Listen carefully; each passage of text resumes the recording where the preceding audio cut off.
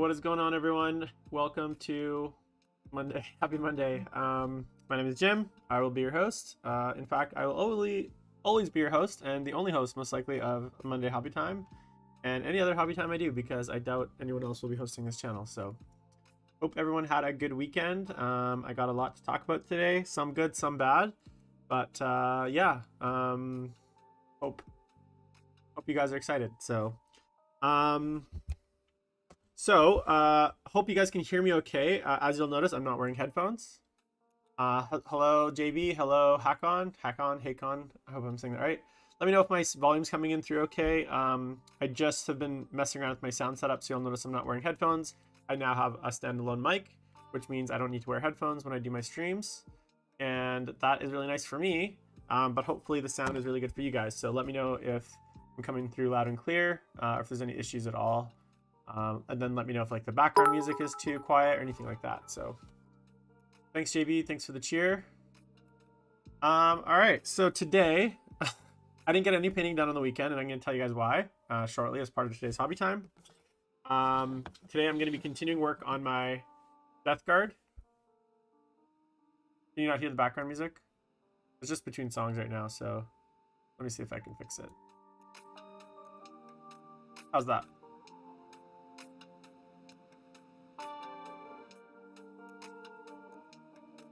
Great. Yeah, so I didn't get much painting done over the weekend. In fact, I got 0 painting done since Friday because I was away this weekend. So I'll tell you guys a little bit about that. Also going to talk about a few fun things happening this week on the stream, and also just like generally. I have a few topics to talk about today, which we'll probably rehash again on a future episode of the Best Overall show. But something that I do want to talk about, just some, you listen to podcasts and someone brings up something and kind of gets you thinking. So I'm going to have a bit of a brain explosion on some topics today. So hopefully you guys find them interesting and we can have a little discussion on what you guys think. So I'm really interested to see if I'm the only one that feels that way. And then other than that, just having some, just going to talk life a little bit too and catch up with what's going on with me. Had some good news and some bad news, so hopefully nothing too crazy. But as far as painting today, mostly with these Death Guard, I'm going to be, so I've done all the armor now. That's kind of where I'm at. All the armor is done, so you can see it's been fully kind of whitened. I've done all the highlights all the way up to not Pallid Witch Flesh, to Bright Warm Gray from Brackrel. So that's the last highlight color on the armor. And then what else I'm going to be doing, I think what I'm going to do next is shade all the green, do all the green bits, and then start working on the purple. JB, you don't even know, man. I just got another Death Guard commission. So I got two PVCs and a Demon Prince, a Finecast Demon Prince to paint after this. And then this week I most likely have most of my Dark Angels army commission that I'm working on. So I'm really trying to get these Death Guard done so that I can be they can be completely out of the way, and I can work on other things. But it's kind of hard. I actually don't mind it. I think I don't mind Finecast. I think it's not too bad. So hopefully, I haven't opened it yet, so hopefully it's not too bad. But it's the old Nurgle Finecast Prince, and I think it's a pretty cool model. So, and the thing is with the Demon Prince, it's a large enough model that it's like doesn't suffer from a lot of the issues with Finecast, which is like really thin parts or really like soft parts. Really? You don't like that the Nurgle Death Card? I love it. I think it's great. All right, yeah. So what I'm gonna do is I'm gonna start working on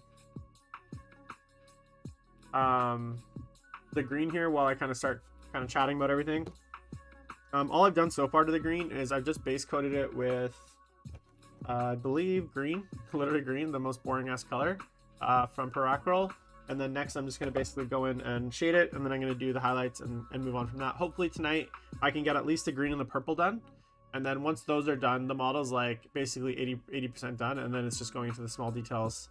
The trim I always almost leave till the end, the trim the bone, because I find it's the places that the paint rubs off the most.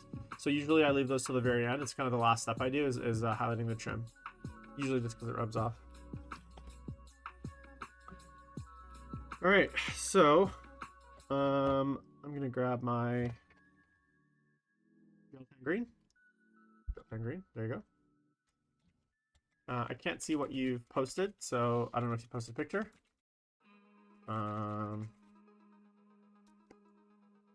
Nothing showing.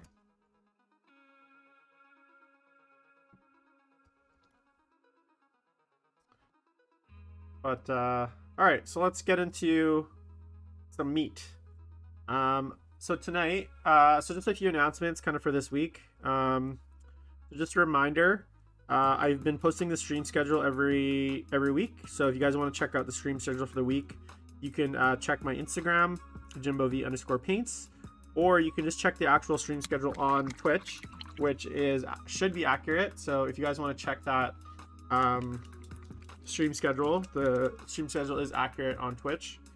And then I'll also be posting, generally I'll make a post once a week with the stream schedule, and provided that there's no emergencies or any sort of issues like last week, I'll stick to it. So this week, just as a reminder, tomorrow, very excited, we're premiering it. I always say we, like as if this is like a multi-person operation, or there's like a bunch of people.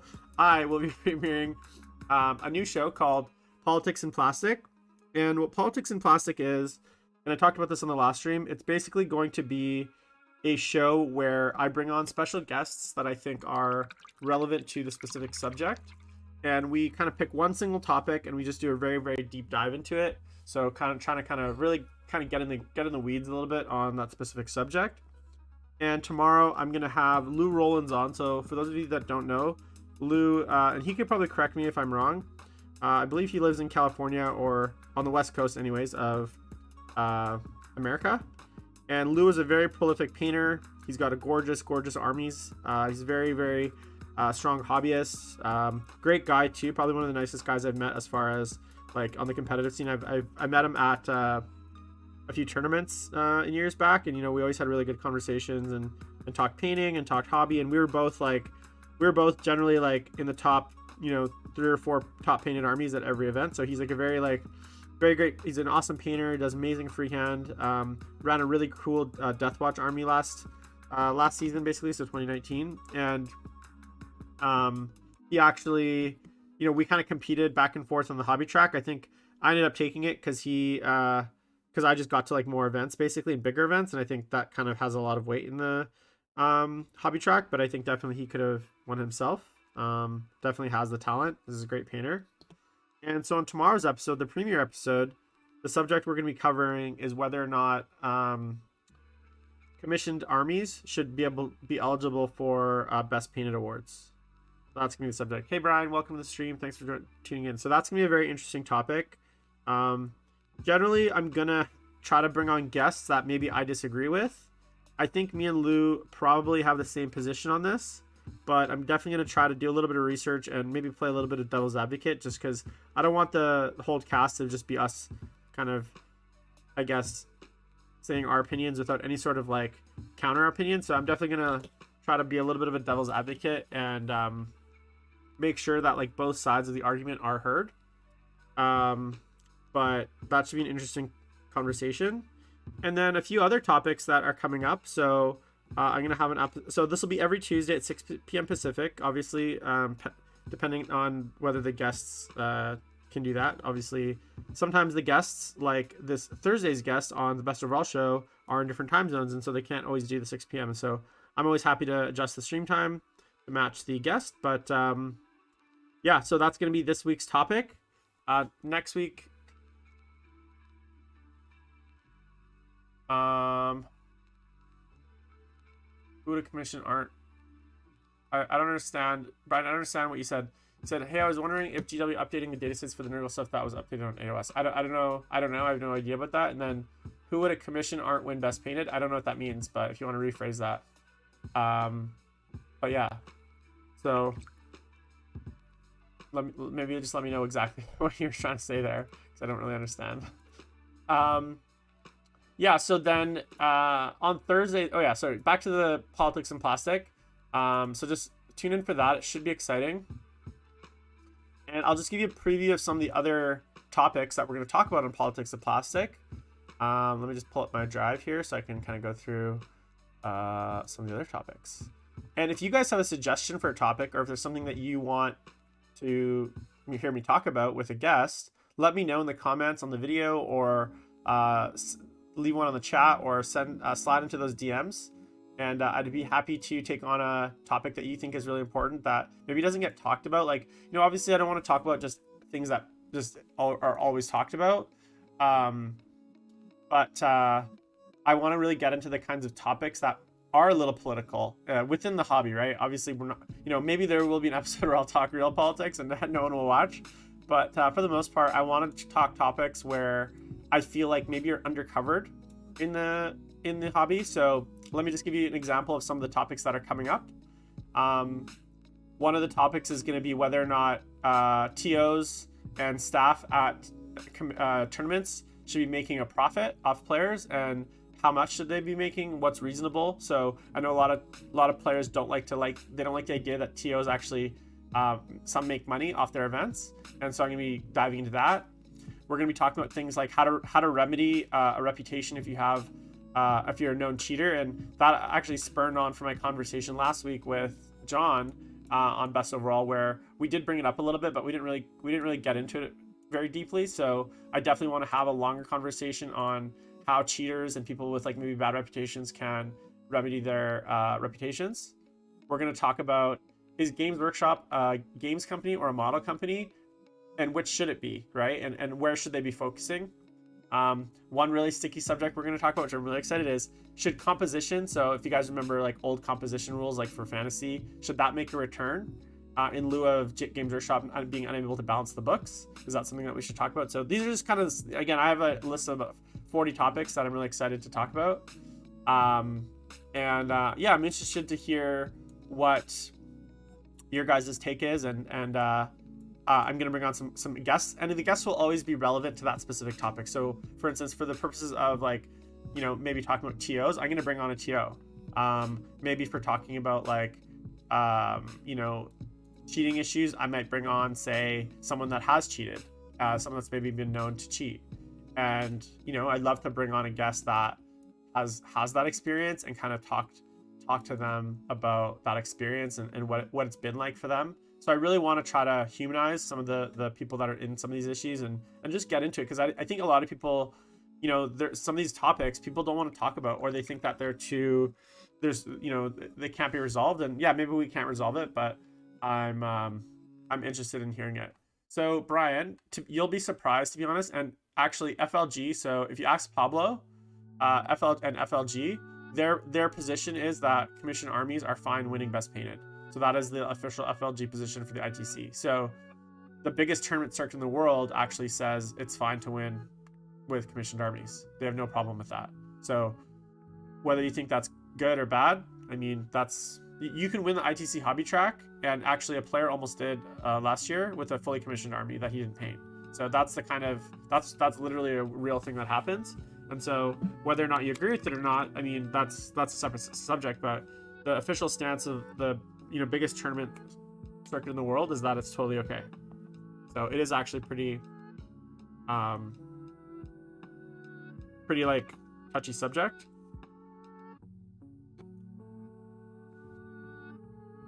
Yeah, a lot of people have had that issue, right? A lot of people, there's like, I'm pretty involved in the tournament scene. Look, and I don't blame them. FLG is a paint studio, right? So they have a vested interest in promoting commission painting because they want people to get commission painted armies. If people found out all of a sudden that you couldn't win best painted because you have a commissioned army, people might stop doing it. And I want to be really clear. I'm not saying that you shouldn't get points at the tournament for a painted army. So a lot of times the best overall score comprises of things like sportsmanship and painting, and also generalship. So I'm not saying you shouldn't get like a basic set of points. I'm talking specifically about the best painted award or the favorite army award. Those things, right? So those specifically, you should still be able to win best overall. But again, I've probably given away too much already. So tune in tomorrow night, guys, at 6 o'clock. I'm really excited to talk to Peter. Sorry, talk to Lou. I just said Peter because I saw Peter say hi in chat. Hi to Peter. Thanks for tuning in. So that's kind of for Tuesday, and then on Thursday we no stream on Wednesday, and then Thursday we have Bobby Clark from Red Eagle Studios. So Bobby is a Golden Demon finalist. He is a commission painter. I'm actually going to probably touch base with him on the subject after our conversation, so see what his opinion is. And, you know, I'm going to talk to Bobby. He's a really great painter, puts out like super high level, quick armies, and I definitely want to steal some of his secrets. And, you know, we're going to talk about a lot about some of the charity work he does, how he stays motivated, and that kind of stuff. So.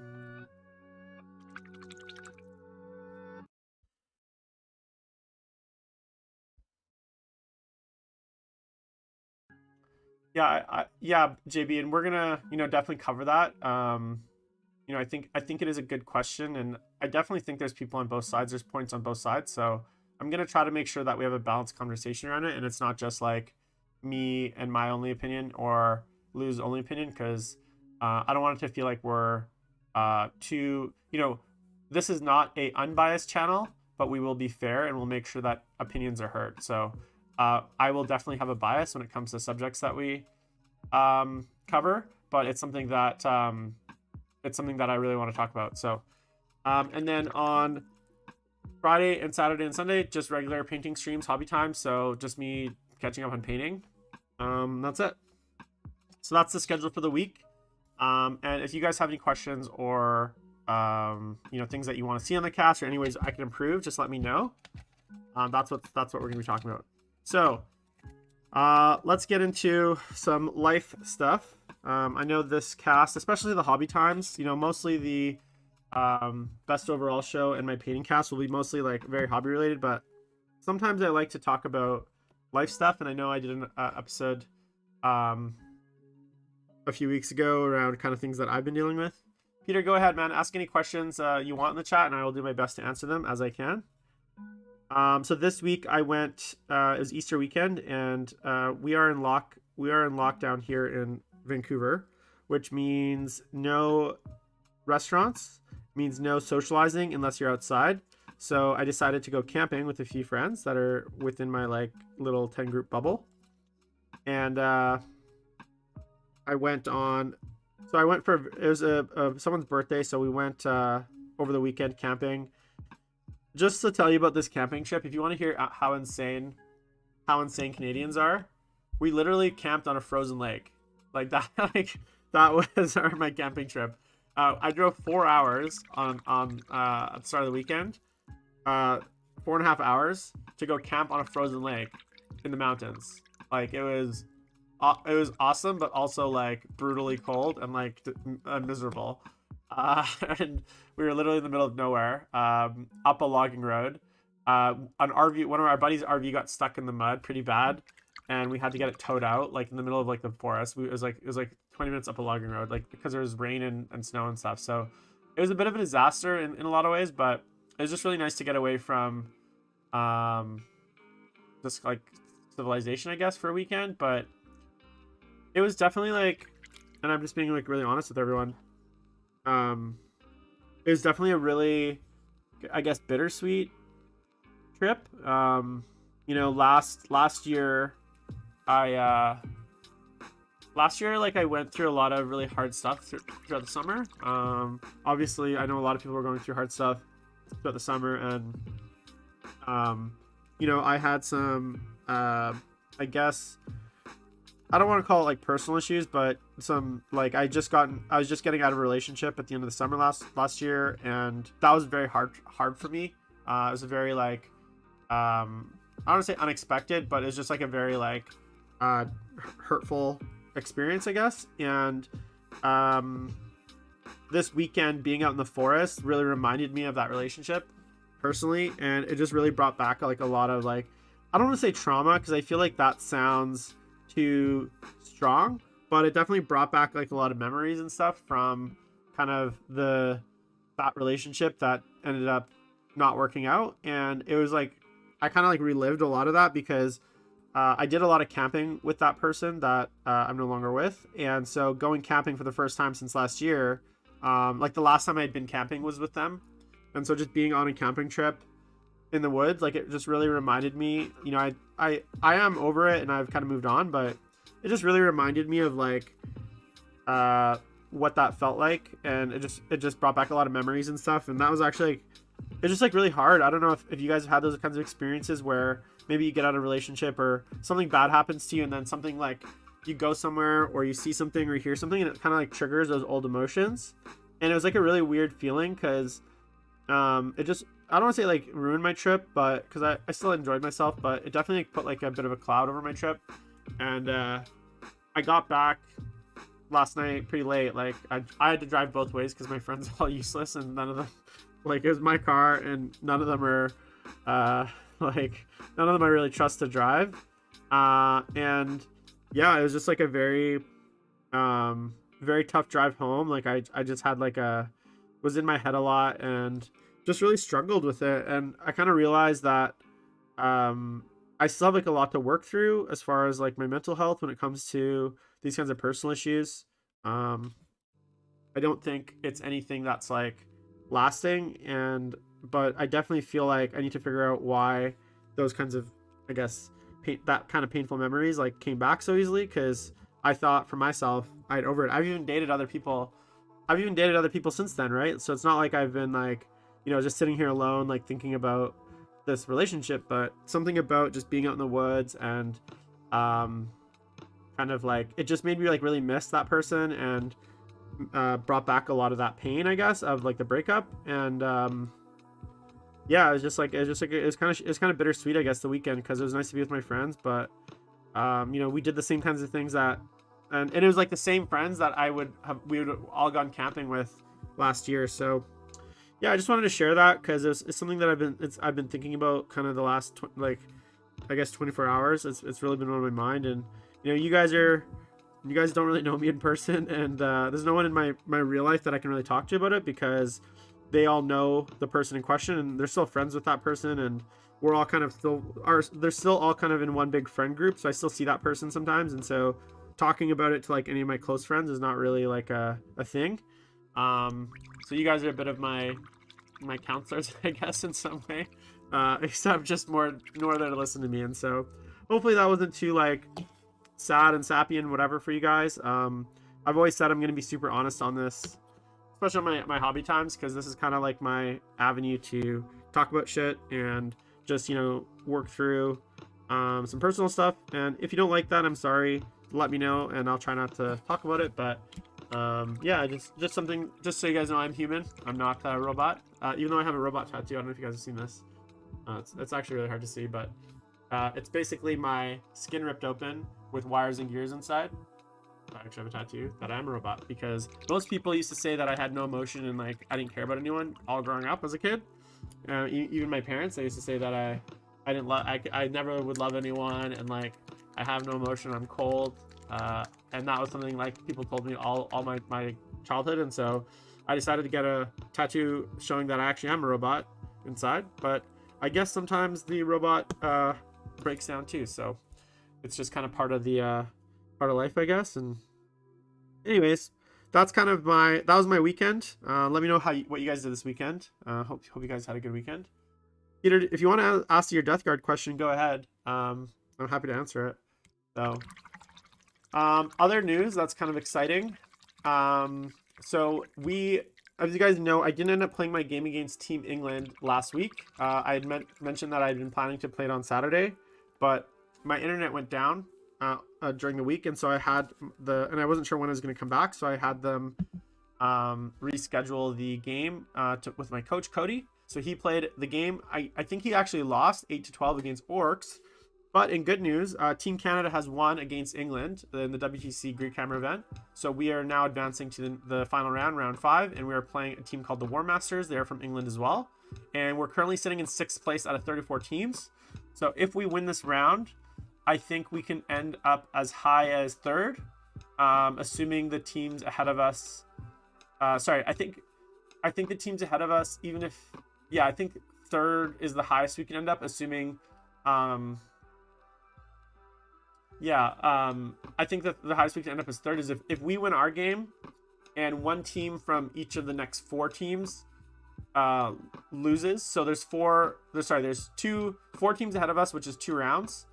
And if both those teams tie, then we'll end up in 5th, assuming we win. If one of those teams in each group of 2 wins, that means the other team loses, and we'll surpass the loser team if we win, right? So we could potentially end up in 3rd place out of 34.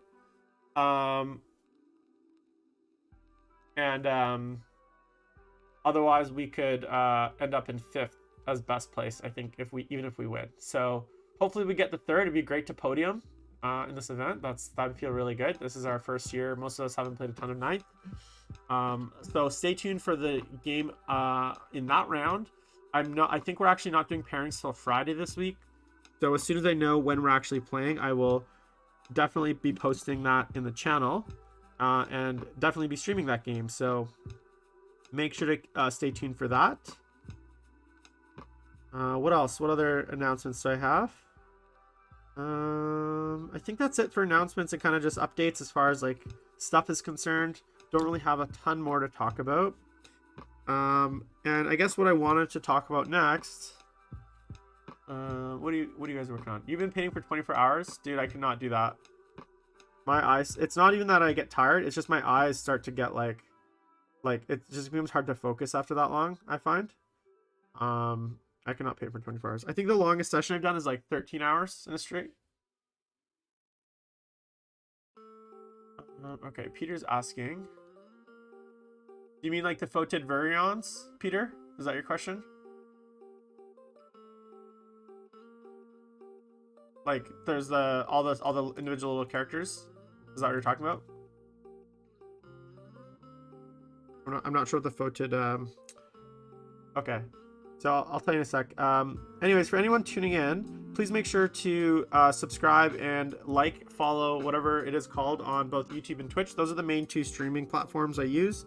I do restream out onto Facebook, but there's no real benefit of me doing it on Facebook. It's more just to like make it easier for people to watch. But it would be really helpful if you guys can share the stream and make sure to like and subscribe, and make sure to hit the little bell icon too, so you know when I'm going live. Or if you don't want to hit the bell icon, just pay attention to the channel schedule, and that will tell you when I'm going live. But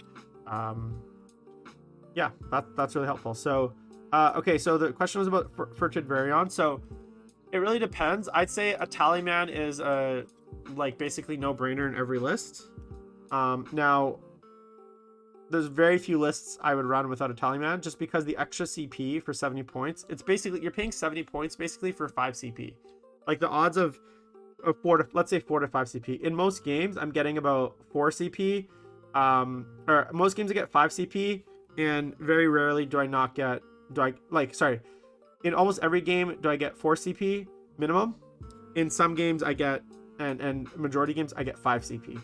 So for 5 CP to pay 70 points for 5 CP, I think is 1000% worth it, especially on a list that's fairly starved for CP and has a lot of stratagems that need to be stacked on top of each other to be effective. So that's the first one. And then the other ones that I find are really, so the Foul Blight spawn is good, but again, it just really depends on what your army's like.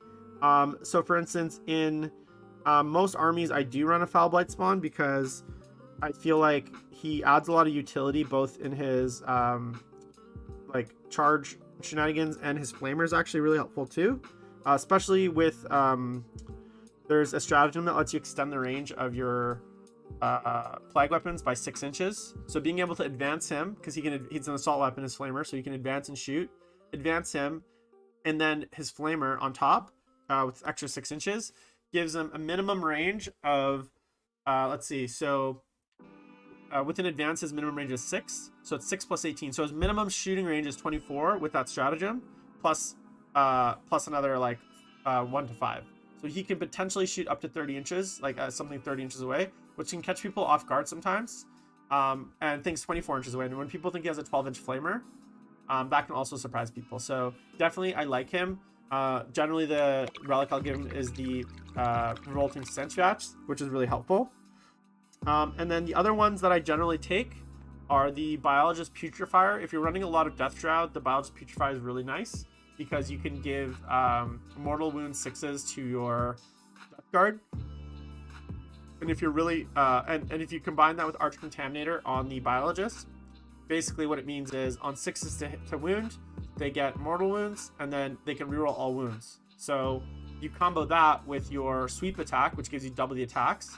So you don't care that it's less strength or that it's less damage, because what you're just trying to do is generate mortal wounds. So against really tough targets with, say, high and vulnerable saves or damage reduction or just things that are really tough, maybe something that you might be wounding on 5s, you're better off actually statistically going through the mortal wound system and trying to essentially like proc mortal wounds off the 6 and getting like 5 or 6 wounds just right through the invulnerable saves. Like if I was fighting Blood Angel's Terminators, or sorry, Dark Angel's Terminators, I would do the mortal wounds over the 2 damage, because just statistically with their 4+ invulnerable, they're gonna save half the 2 damage attacks anyways, and potentially more if they roll well.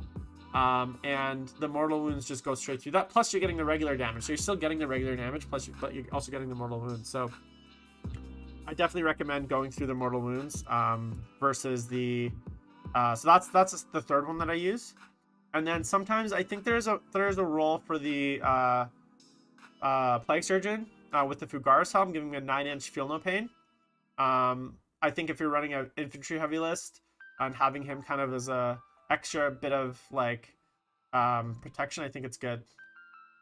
No, the least useful I would say is the Noxious Blightbringer, I think he's called. The one that gives, the only thing he really does is give +1 movement, which again is helpful, but I believe it only applies to, let me just look at my book.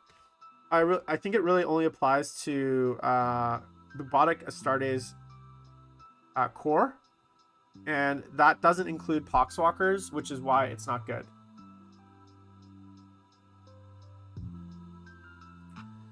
One sec. So let me just triple check, because I don't want to give you guys, I never want to give you guys wrong information. So let me just triple check. Where are you?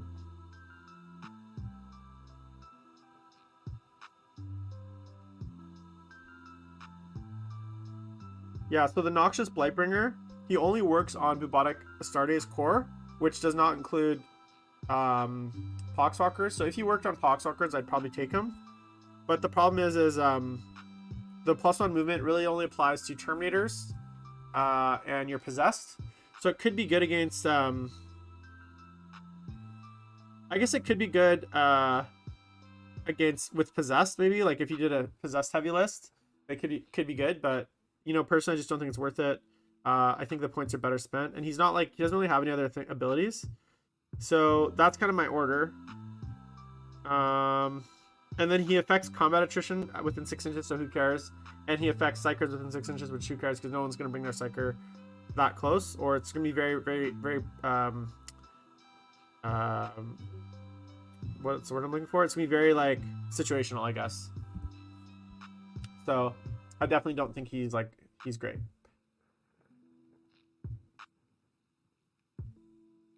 Yeah, I don't like the Noxious Blightbringer. He's a little bit lame.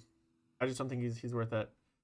JB, you're asking, what would you recommend a second? Is Mortarion, Demon Prince, Plaguecaster 2 times, Poxwalkers 2 times CPC, 2 times Flesh More Drones, 2 times Death Shroud, Bloodshot, Talisman Spawn. Well, it just really depends on what, like, I know some, like, the problem with that list, and correct me if I'm wrong, but like, I would probably take Engage in All Fronts, because your Fleshmore Drones and your Mortarion are going to want to be running up. And your spawn are going to be running up, so you're going to be able to get in those quarters pretty well. I wouldn't necessarily take While We Stand We Fight, because that's going to be, unless you think you can hide your PBCs. So your PBCs and your Mortarion would be actually good While We Stand We Fight targets, because the Death Shrouds are only going to be 150 for the 3, which means your Demon Prince, depending on how you kit with him, Mortarion, and then one of the PBCs will be your While We Stand We Fight targets. And if you can just hide your PBCs behind terrain and just lob mortars and sit them at the backboard, I think it's gonna be very hard to move. So I actually think that's good. Generally for like, I'd say the shadow operations, you don't really have anything that can do the shadow operations. Like I believe the infantry can only do Spread the Sickness, so your spawn won't be able to do it. Your Death Shroud, you're not going to want to be doing actions. You're going to want them up in people's faces. How big are the Poxwalker units?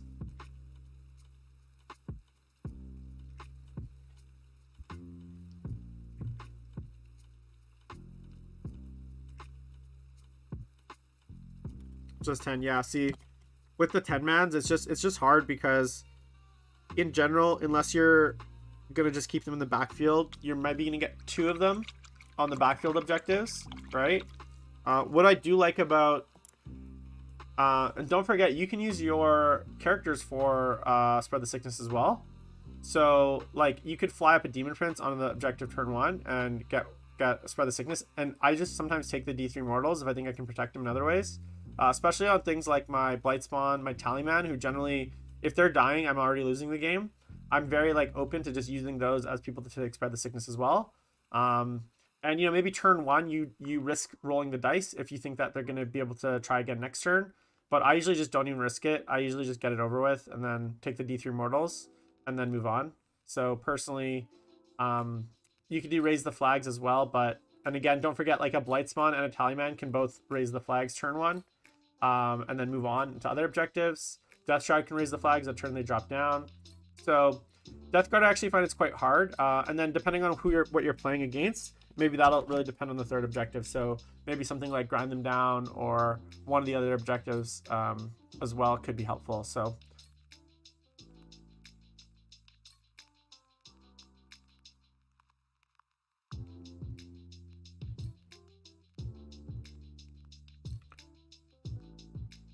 but that would be my advice.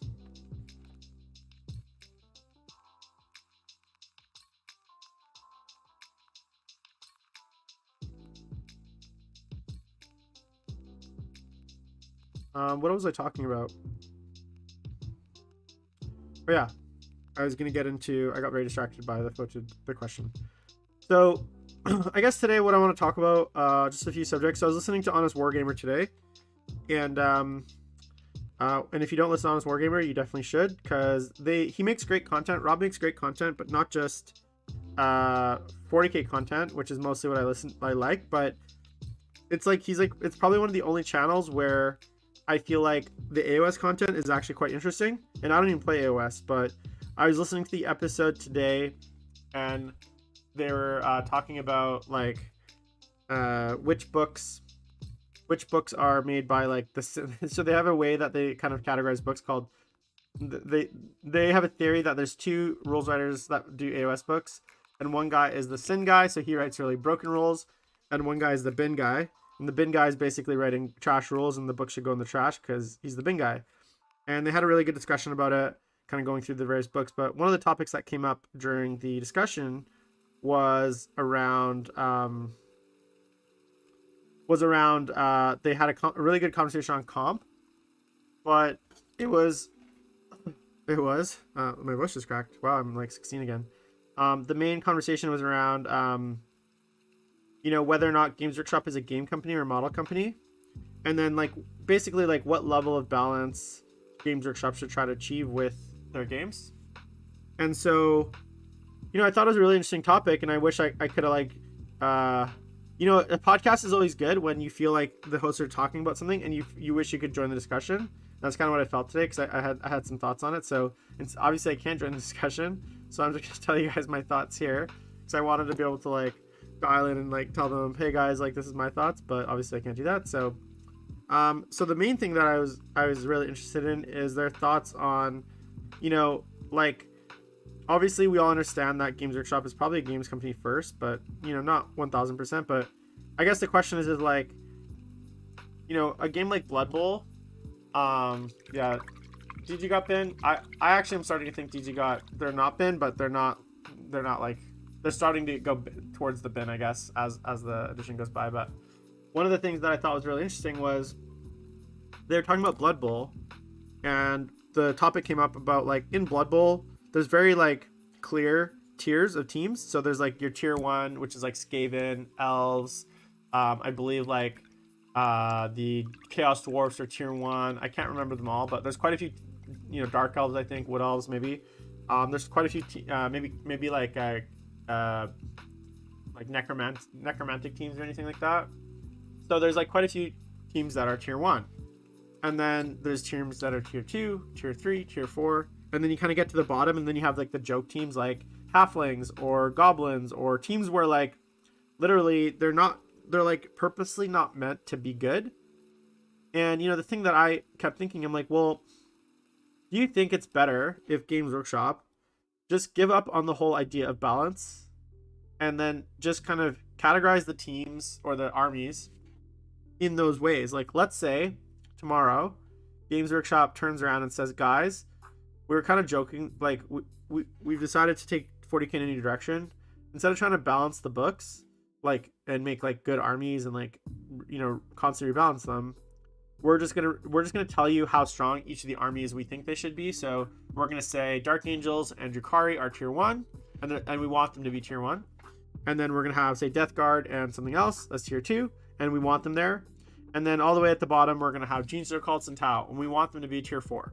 And that is the hierarchy of teams. So if you guys want to play on hard mode, play a tier 4 team, and if you want to play on easy mode, play a tier 1 team. And that's just how the game's gonna go. Like, we're not gonna like pretend that the game is balanced. We're not gonna try to balance the game. We're gonna very upfront tell you that, you know, certain teams or certain armies, so to speak, are just not balanced and never will be balanced. And so if you're interested in playing those armies, what you need to do is if you're interested in a balanced game, then you need to play and winning events. You need to actually play one of like the tier 1 armies.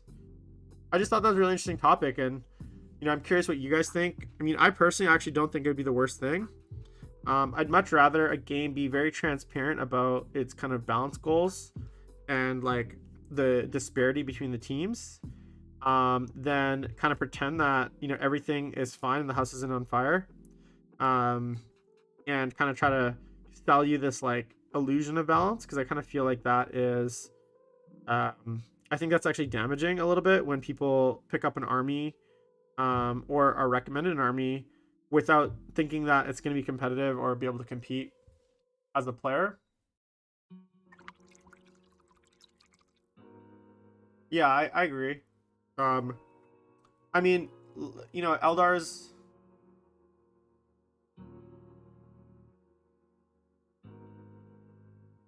Yeah, the thing is, like, Chaos Soup right now and Death Guard are actually still very competitive, right?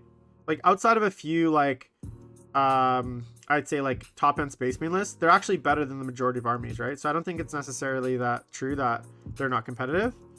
I just think that as the new books are releasing, they're starting to kind of squeeze closer to, like, less competitive and less competitive. So it just really depends on kind of what your, I guess, view of that is.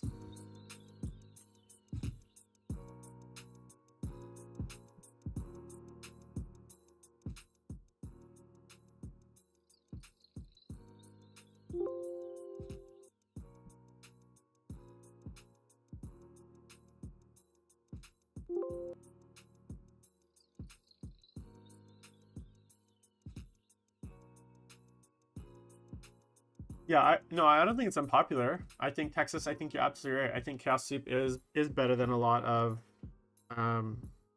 those armies. I don't think that's unpopular. I think that's just objectively true. Anyone that says that's like unpopular, I think is lying.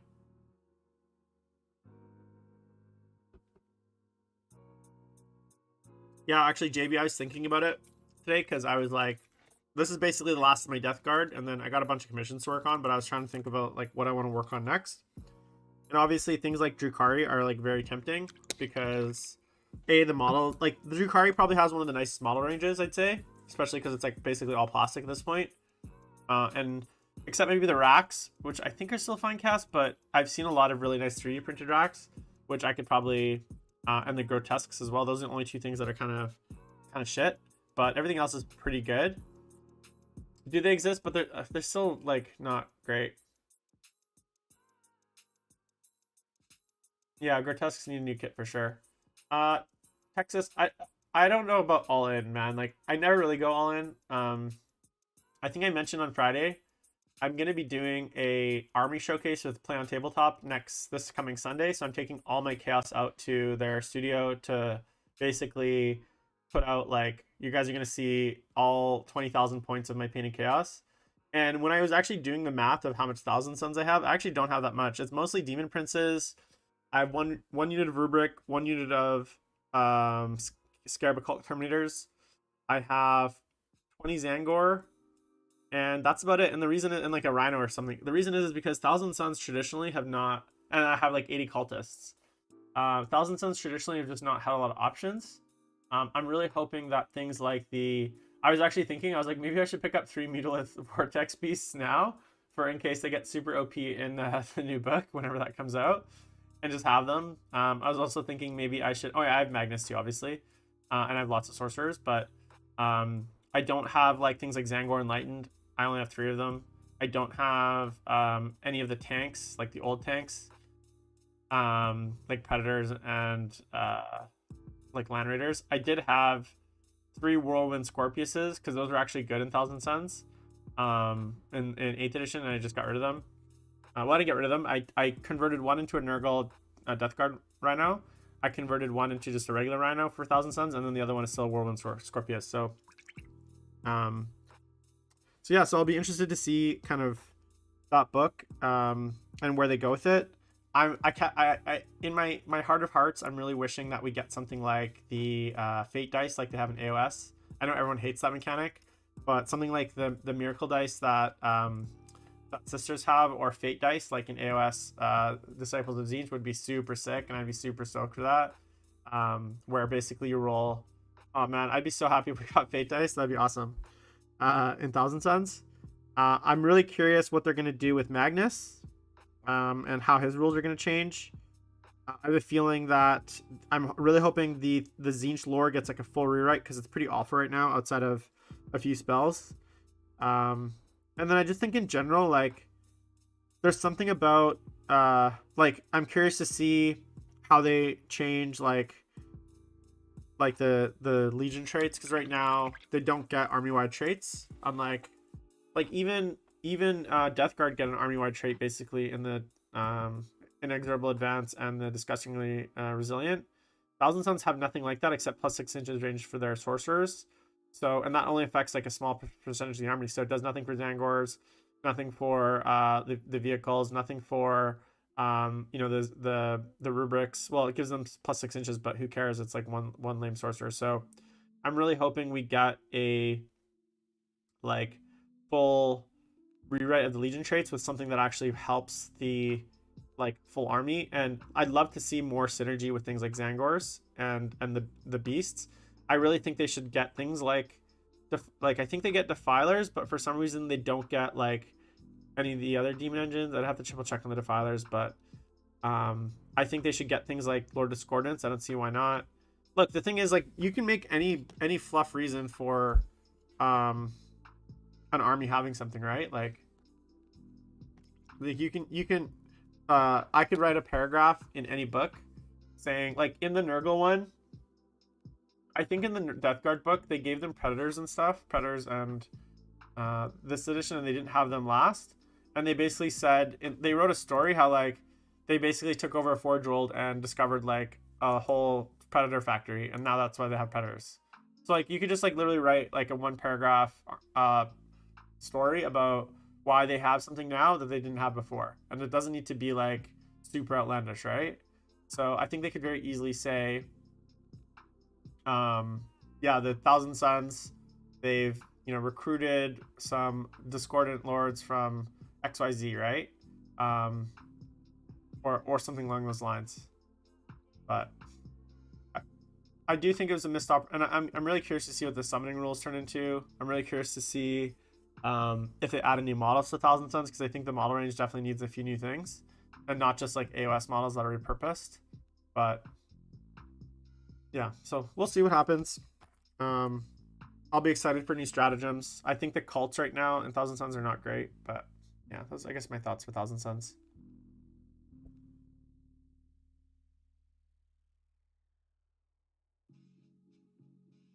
Yeah, treason is Tzeentch, exactly. Tzeentch reached into the brains of a bunch of Disco Lords and turned on their, you know, Tzeentch gene, and now they're working for Thousand Suns. Like, I don't know, man. It's so easy to write stuff, right? Or maybe they're working for the Thousand Suns for their own reasons, but they can use them, right?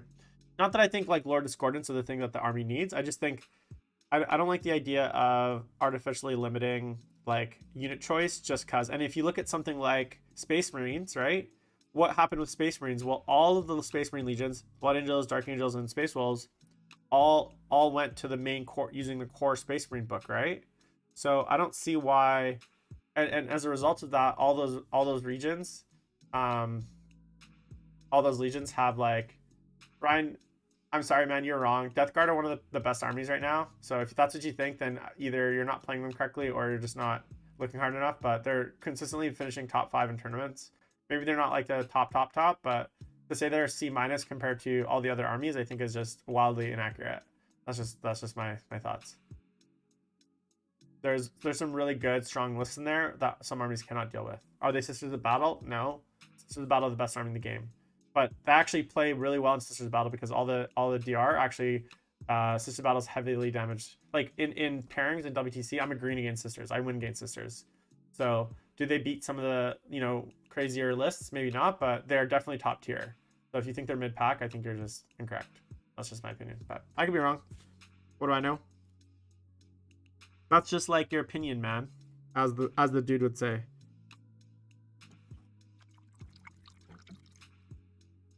But I don't I guess how many games have you played with Death Guard and like in what formats? Because I've probably played like 30 games with them now, and I have overwhelmingly winning record against like really good players.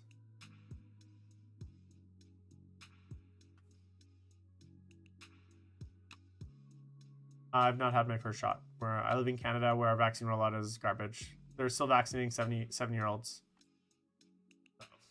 I had COVID in September, so I'm fairly like not worried because I feel like I already have I've had an antibody test and I'm positive for antibodies from when having it, so I'm slightly less worried, but doesn't mean I can travel because our borders are closed to everyone.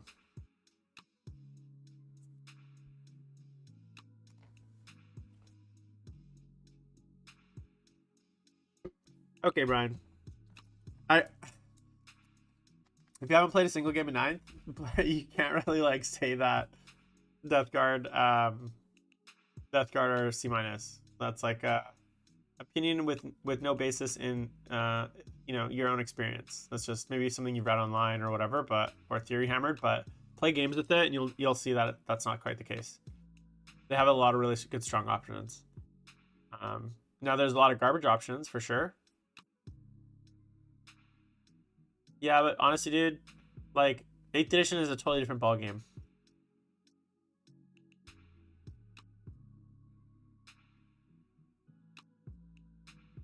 Honestly, like the things that kill Morty, JB, are gonna be like mass eradicators.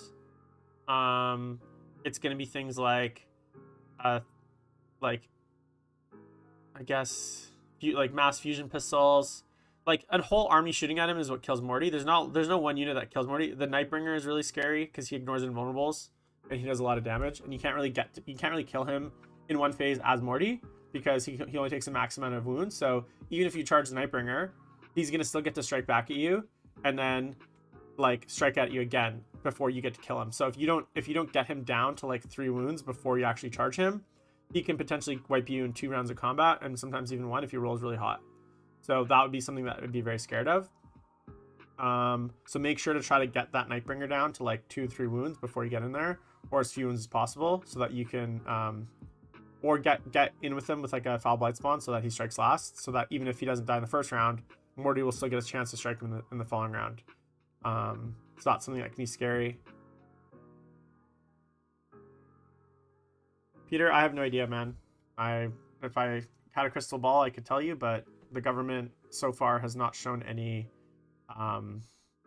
like they haven't messaged around that. COVID's actually getting worse here right now because we've got all these variants, and things are just kind of getting worse.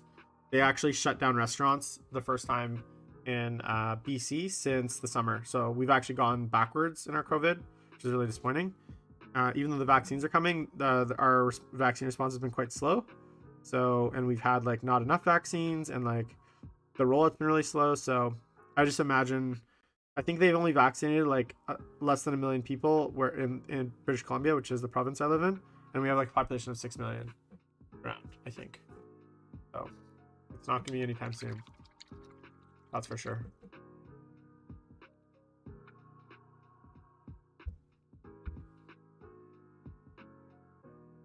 Trust me, you guys will be the first to know when the borders are open, and I can travel, because I'm coming to every GT I can play in America.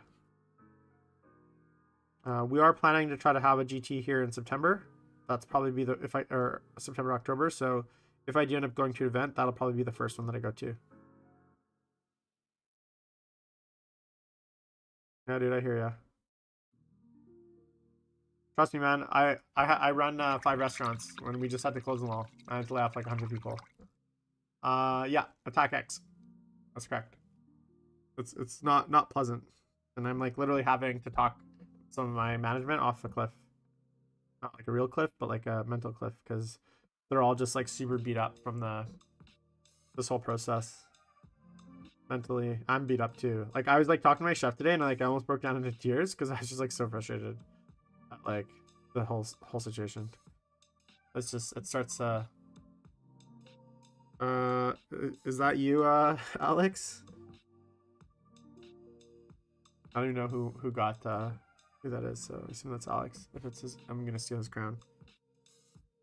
Yeah, I definitely will steal your crown because last year, I didn't even lose a game last year. I won 4 and I tied 1, so I was sad face. And the game I tied, I was like super mad about, but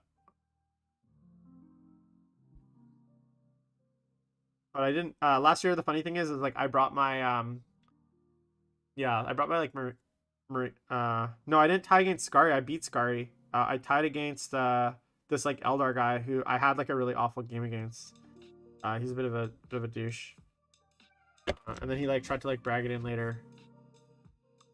Yeah, I ran on Chaos Knight and Daredios and like Lord Discordance. Like I was so tired of playing my Plague Bearer army that I just ran like I was like, how few models can I run? So I just ran like I think it was triple Daredio, triple Disco Lord, and then a Chaos Knight and like 1 unit of Havocs maybe, and like 10 cultists or something like that. It was fun, but like it was just not. It wasn't a great army.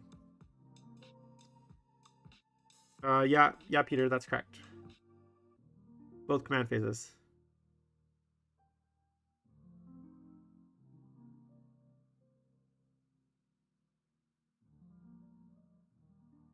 Which is nice, but I kind of feel like I don't think it's like it could be an oversight, and if they nerf it, I actually would reconsider taking him. Unless I was playing a super heavy shooty list, because he's still good for the if you take the Tollkeeper relic, that gives him exploding 6s for core units. So I usually run him right now with 2 relic contemptors with the Volkites, and with their 16 shots each, you get about like 3 to 4 explodes. So it actually is really nice. And he can give 1 unit +1 hit. So just between those and the CP, even if he got half as much CP, he'd still be worth it. But if you're not playing a shooting heavy list, then like and he gets nerfed down, I probably maybe would reconsider taking him.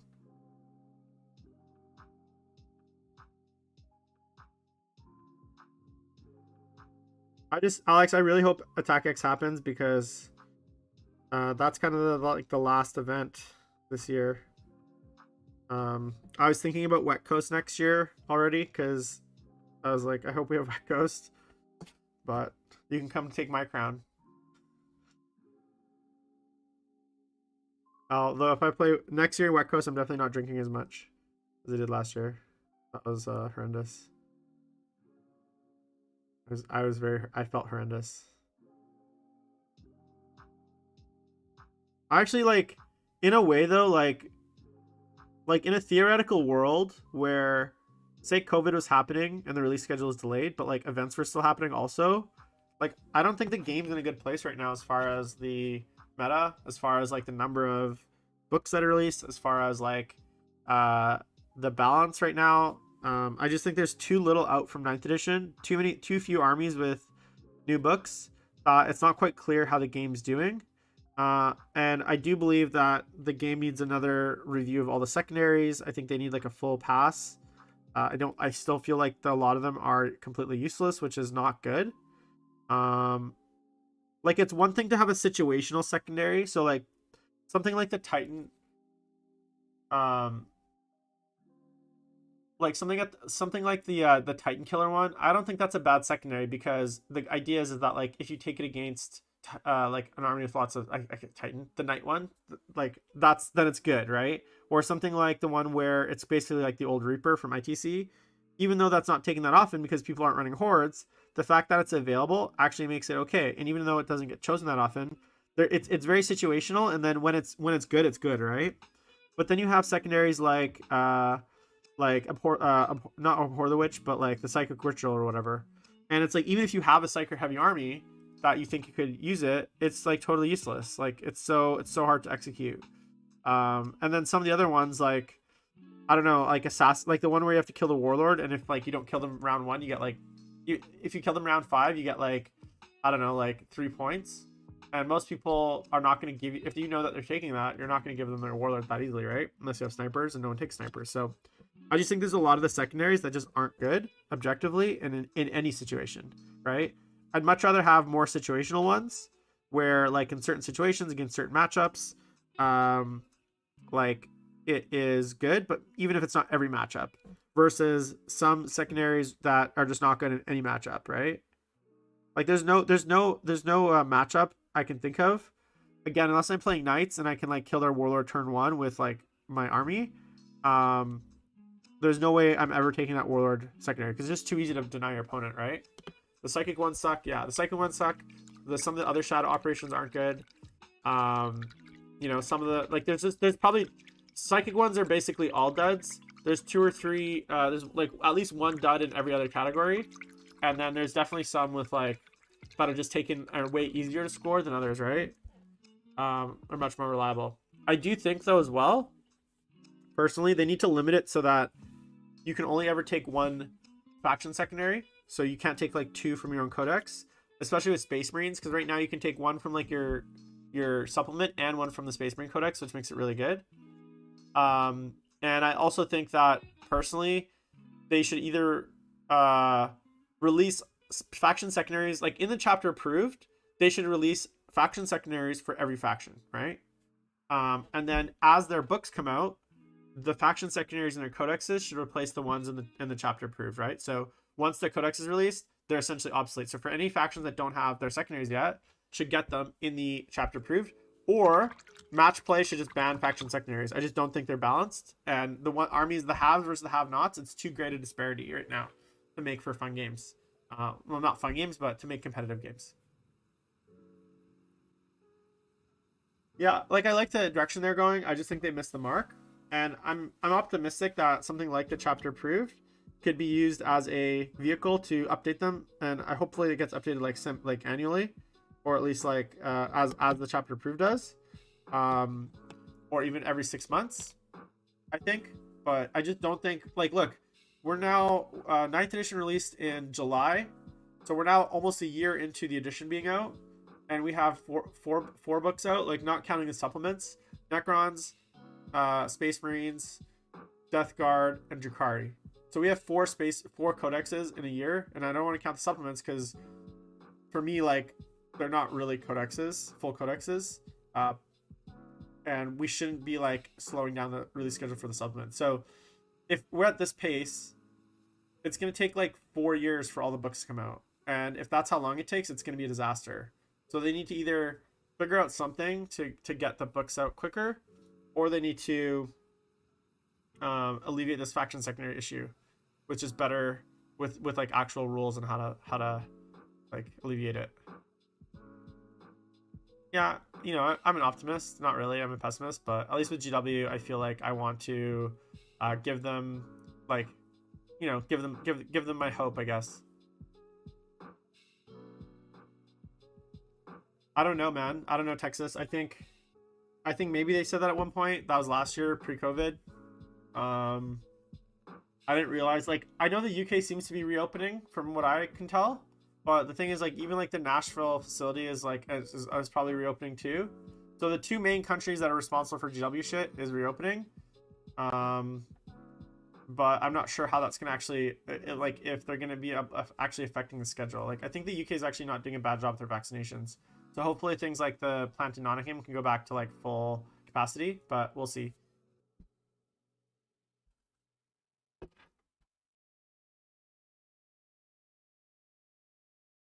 Yeah, that's what from what I understand, because like the production facility in Nottingham is at basically half capacity, and they have to take extra measures, and there's all this other stuff going on. They're just like their output is a lot lower. Same with their shipping department in like Nashville, I think. Is it Nashville or Texas? I don't know. It's something like that. Their main like U.S. distribution facility.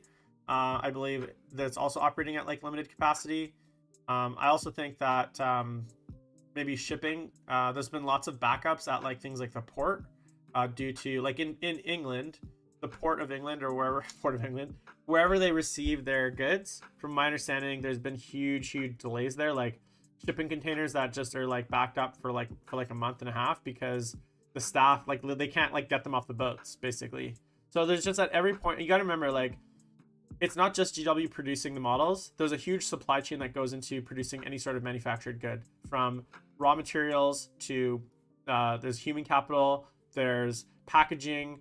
Like all their packaging gets printed somewhere. All their books come from another place. The plastic pellets come from another place. The like, you know, I don't know, paint comes from another place. Like obviously they make the models, but even just to make the models requires a huge supply chain with lots of moving parts, right? I know like even some of the terrain kit for Lumineth, I believe, is not being released in the UK and the US because guess where all the terrain gets made? In China. So what happens is if it gets delayed coming to the UK, maybe they can get it in time, but then they have to put on a ship and send it to US. So there's just lots of points in the supply chain where things can kind of get lost, and that's what's causing some of these delays. And to us, it might seem really simple. Like it's not just about making the molds, but there's a ton of other things that go into it. So we'll see what their solution is. What am I doing right now? I'm gonna start piloting purple. What's up? I've been staring at my paints for like 2 minutes.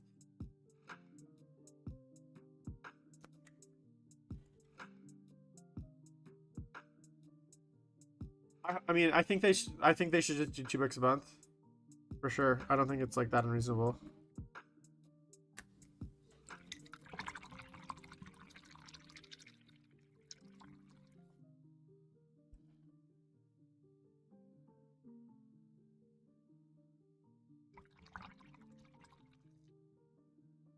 But we'll see.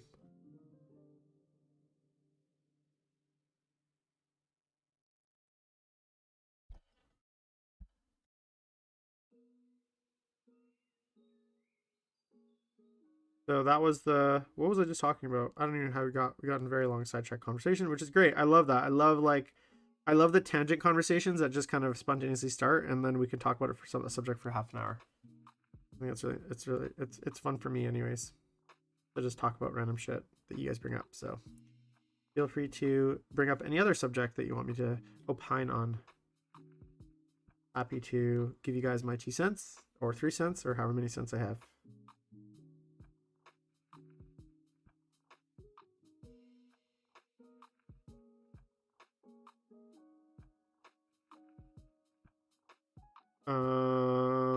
Let's see what else is exciting in the world.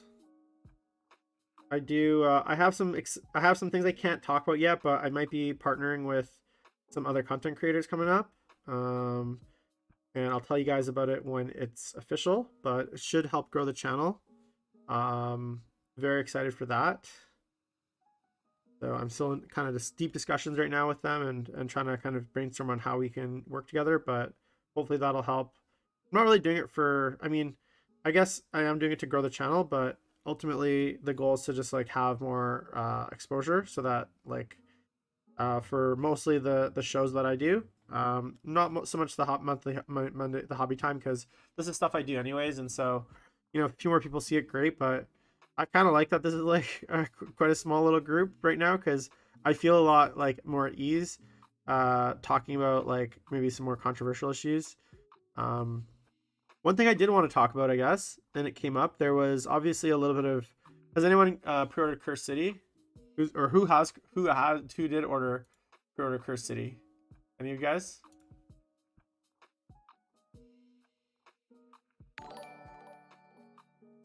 Jakexian, thanks for the subscription, man.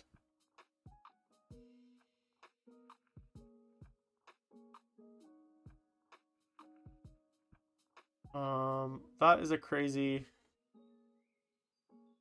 I mean, I don't know if that's a strategy, I guess. Like, I guess my position is like, uh, first of all, I'm always about the rule of cool and like hobbyists having free reign to do whatever they want. Like, I don't even own. I have 14 Demon Princes, and not a single one of them is the Games Workshop model, like the plastic Games Workshop model. They're all either scratch built or converted from something else. So first of all, I think that I really want to encourage. Um, I really want to encourage players to like do that kind of converting. I think that's awesome, and I think that's for me something that I love about the hobby. My second point would be like, I don't actually think, this is just my opinion, and if you guys have played games, I don't think any opponent who's like semi good at playing will be fooled by you saying that like assuming that it's like the same size profile, right? Like if I show up with like a very like boring looking demon prince, and then I'm like, yes, this is my demon prince, and he's very plain looking, and someone's like, oh, I didn't know he was so good, he's so basic looking, like I just don't think that's a good player. Like there are units in the game that look really boring that are really good, and so I think any opponent worth his salt will be able to like, will just know that like if you tell me what that model is, I will know what its abilities are, and like the fact that the model is fairly like, I guess, unassuming isn't going to actually change anything, right? Now a very new player could potentially fall for that trap, especially if they're not asking the right questions, especially if they're unfamiliar with the list. But at that point, like you're already have an advantage because they're a good player. So like, is it really like, and you're probably gonna win anyway. So at that point, did it really like make a difference? I guess. I don't know.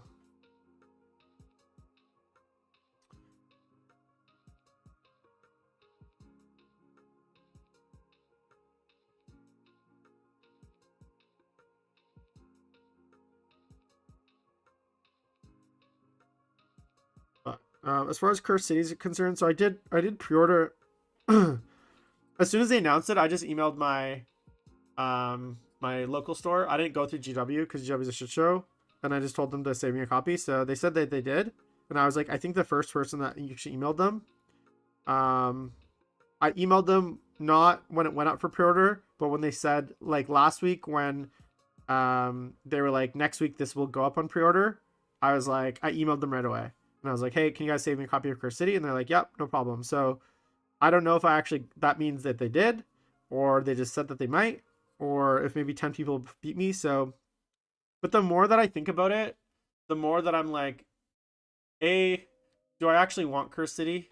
Like, yes, the models are cool, but like, am I actually gonna play it, or am I just gonna? Am I just like getting on the hype train of Curse City, where like I want it because everyone wants it and not because I need it? So that's my first like thought. And second, it was like, who am I gonna play it with? Because none of my friends that like, any of my friends that I'd play board games with, um, I would just rather play 40k with. So only my 40k friends, and then I don't have any like real life friends. Like, sorry, all my 40k friends are real life friends, but I don't have any like non gaming friends that I could like convince to play Curse City, but that don't already play 40k. So it's like the Venn diagram, the overlap of people in my life that are friends enough with me that want to play board games with me, but that don't also play 40k, in which case we just play 40k, is like 0 people. There's no overlap there because all the players that who want to play board games already play 40k, because my like non 40k friends are just not into that kind of stuff at all, right? So I'm just always really confused with like who I'd play it with. And I know if some of my friends are getting it, in which case I'd rather just play them. I guess mostly I'm getting it just to paint it, which is fun, but do I need to paint it? I did have a small thought of starting a gravedigger army or whatever, like the vampire army for AOS. But again, I was like, am I actually gonna play AOS, or do I just like the models and like I'm just being silly? I'm not quite sure. So I'm gonna think on it, and if I feel like I don't actually want it, especially this, spend the money on it, I might just cancel my pre-order. Texas, do I think TTS will change the future? So where I think TTS, I think TTS will be more prevalent as a tool. I don't think that it will replace or I guess, usurp real life poker. And I don't think necessarily being good at TTS will translate. So like, to use poker as an analogy, because you did Texas, someone that's good at online poker, they might say like, say for instance, they might have like a spreadsheet that tells them how much to bluff, when to bluff, how much, like, what are, like, basically a flow chart of like how to act depending on the hands, right? But at the end of the day, like, they're not sitting across from that opponent looking at his facial expressions, trying to figure out from his face or from his like if he's bluffing or not, right? Like, they don't have to do that. They're not sitting next to an opponent having to like do those decisions under pressure. They're doing it from their, like, you know, their apartments or their homes.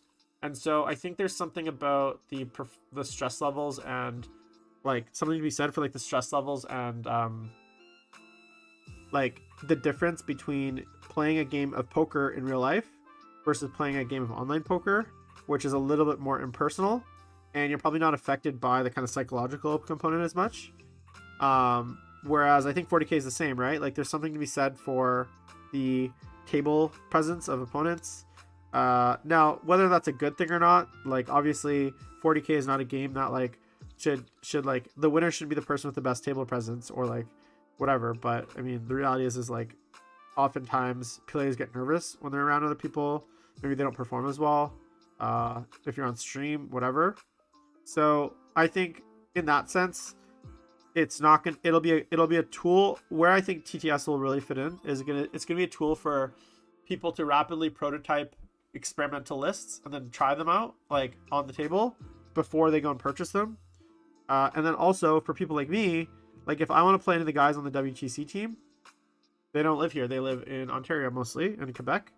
So it's really hard for me to like play them in practice. So if I have like theories that I want to try out or lists that I want to try out from like a mechanic standpoint to see if like certain thing works, see how like a list works, I can quickly and free build that list, play that list, make adjustments to that list, adjust like the models, add another 20 poxwalkers, remove, you know, add XYZ, remove XYZ quickly, with zero like time investment and energy investment, and then try again, right? And then I can very rapidly prototype and test lists. And then once I do that, I have that list that I think is working. Then I can go invest in things like painting it, buying the models, etc., etc.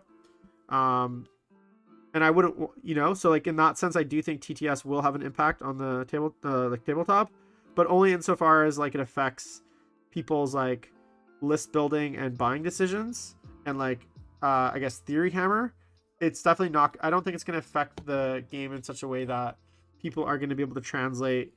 You know, they might translate a bit. I'm not saying that there's no be any benefit, but I think at the end of the day, the best tournament players are going to be the best tabletop players, not the best TTS players. So that's just my opinion. There's just a lot of stuff in TTS that like isn't real, like doesn't normally happen in real games. A good example of that. Hey Trendy. Tom Layton, yeah, but he's in isolation. Like, he has no choice, right?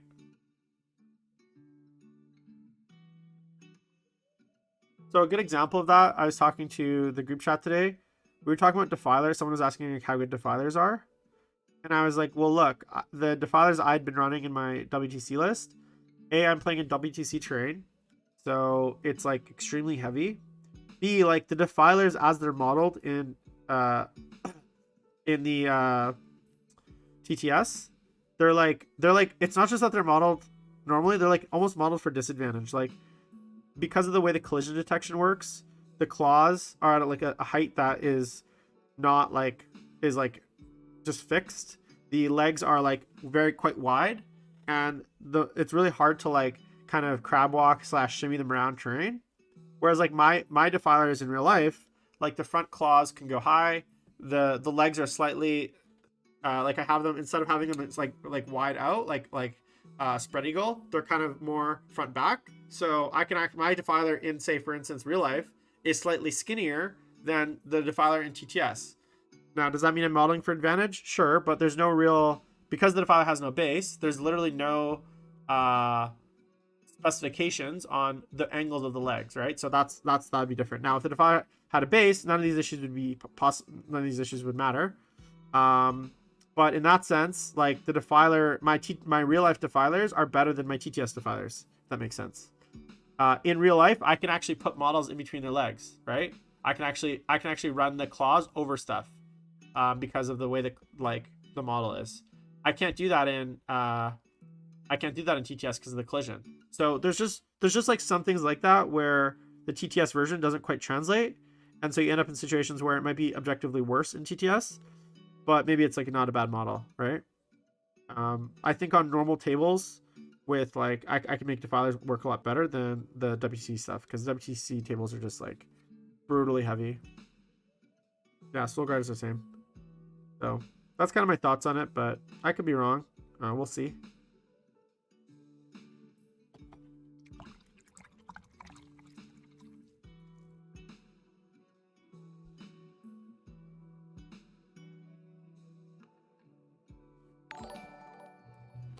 Johnny Love, hey man, thanks for the subscription. I really appreciate it. Thanks for joining the channel. Welcome to the Thunderdome. But yeah, so that's kind of my thoughts on TTS versus real life. And like, I don't know, I think at the end of the day, like, I don't play this game. If I wanted to play a computer game, I'd play like a good computer game, not a shitty version of a tabletop, a shitty facsimile of a tabletop game. As much as I love 40K, it doesn't make a good, enjoyable computer game. It's the interface is shit. Like, even if they improve the interface, it'd be very hard to get it to the point where like rolling dice digitally is like a fun thing, right? There's something about rolling dice in your life, you know, chatting across the table, having beers, laughing, moving models, painting. These are things that like will never be replaceable on the TTS. And so, in that sense, I'm not quite worried about. I'm not quite worried about Tabletop Simulator taking over. I base my soul grinders. I'll show you my defilers right now. So you guys ask, and no one really asked, but I'm gonna show you anyways.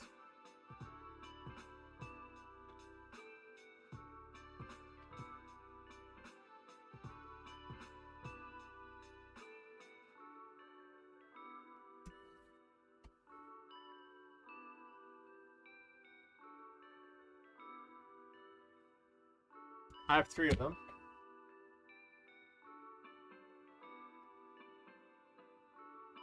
So I'll show you here. Let me do a little camera switch.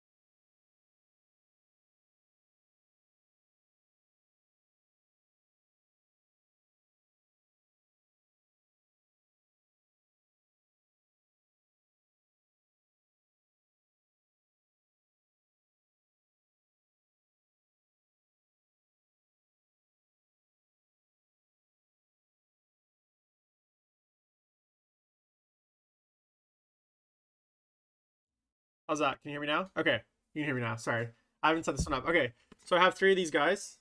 Let me know if you guys can't hear me. Oop, there we go. So these ones, they're all converted. So first, they're all fully magnetized on this part, which is for transport, and then also this piece comes off, fully magnetized. And then let me see here. Hey, get on there. What are you doing? There you go.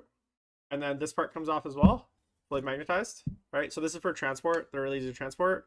And then they're actually magnetized off the base as well. So you can see here, I can hold the defiler. Where is it? For the most part like that, but it actually pops right off the base like that. So again, for transport, but also if like my opponents complain. And then these arms are like articulate. I think these arms articulate. Maybe they don't. So that's number 1. And then the other thing is for this, flail thingy-majigger, I converted them. So this is what I'll show you the second defiler.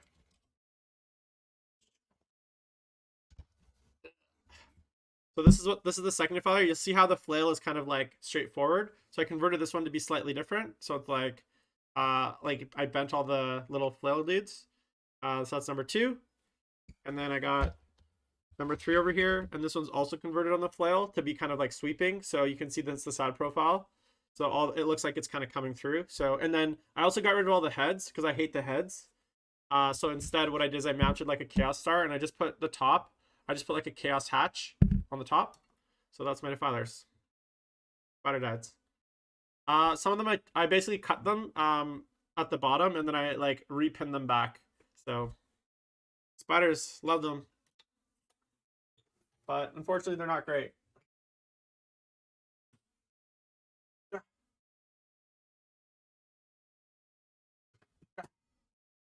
Yeah. So anyways, those are the defilers.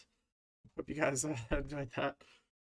I haven't actually, I played them once in real life, but other than that I have not. Larry, Curly, and Mo, maybe like something like that. Should be interesting. So we'll see. I do hope. I'm really hoping that with the Chaos Space Marine book, they get obviously the better ballistic skill, and I just hope they get slightly like maybe a few stratagems that makes them better. But right now it's not looking so good.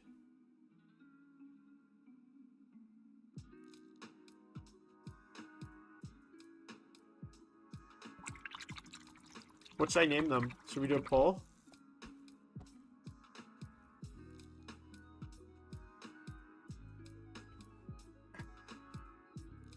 So I'm basically finished all the green.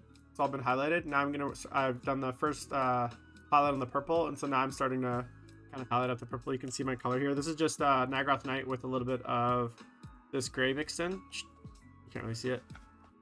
I always like to use, instead of using white, pure white to add to my purple, I usually add either like a light gray or light bone, and it just helps it like it kind of desaturates it a little bit, which I like. So it's a little bit more like natural looking. I find if you add pure white, it can get quite like intense.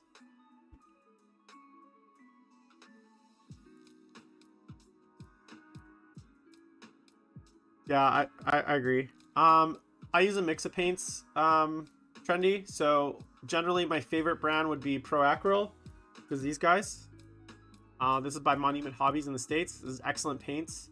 So definitely my favorite brand. My second favorite brand. So this is like I would say like the bulk of my painting I'd use with Pro Acryl. Obviously I have quite a few GW paints, mostly because these are like just legacy colors, and like some of the colors, like they're just, I want things as like GW style. So like Thousand Suns Blue and Airman Blue. That's what my Thousand Suns are painted. Very classic. Metallics, my favorite brand is Scale 75. If you can get some of the Vallejo metal colors, they're quite good. They make really good silvers, and I think only one gold though. But for like golds, a range of golds and a range of like brass colors, like on my Death Guard, I use this color here. This is Decayed Metal. It's like a really dark kind of metallic color. It's awesome. Coverage is really good. Dilutes really well. The Pro Acryl metallics are really good too, but just make sure you give them a really, really good shake. I find the Scale 75 ones are a lot more intense, but the Pro Acryl ones are really nice. They just separate a lot. I was actually thinking of getting a Vortex mixer. I don't know if I will. It seems a little bit extra, but I've been starting to like get all the like hobby stuff that like I never thought I would actually ever buy. JB, funny story about Huey, Dewey, and Louie. I grew up with like a huge love of DuckTales. Like, this was one of my favorite cartoons as a kid, and I literally had a DuckTales blanket till I was like 16 years old on my bed. So I should definitely name them that. I think I still have it somewhere in my parents' house. There's this like DuckTales blanket my mom bought me in like 1988 or something. I had it like my whole life since I was like a baby. So I'm a huge fan of DuckTales. The original DuckTales movie I think I've seen like 30 times. I haven't watched any of the new stuff. I hear the new stuff's actually not bad, but it's just not really interesting. But I actually like Scrooge. I don't know, people hated Scrooge, but Scrooge and Donald Duck are always my favorite characters. I like Goosebumps too. I used to read all the books. So it's just like, yeah.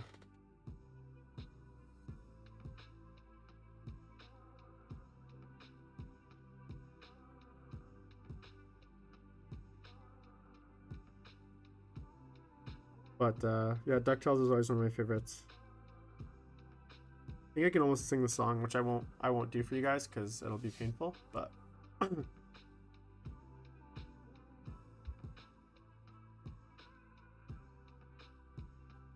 anyways, we're talking about defilers. So I love defilers. You know why I love defilers so much though?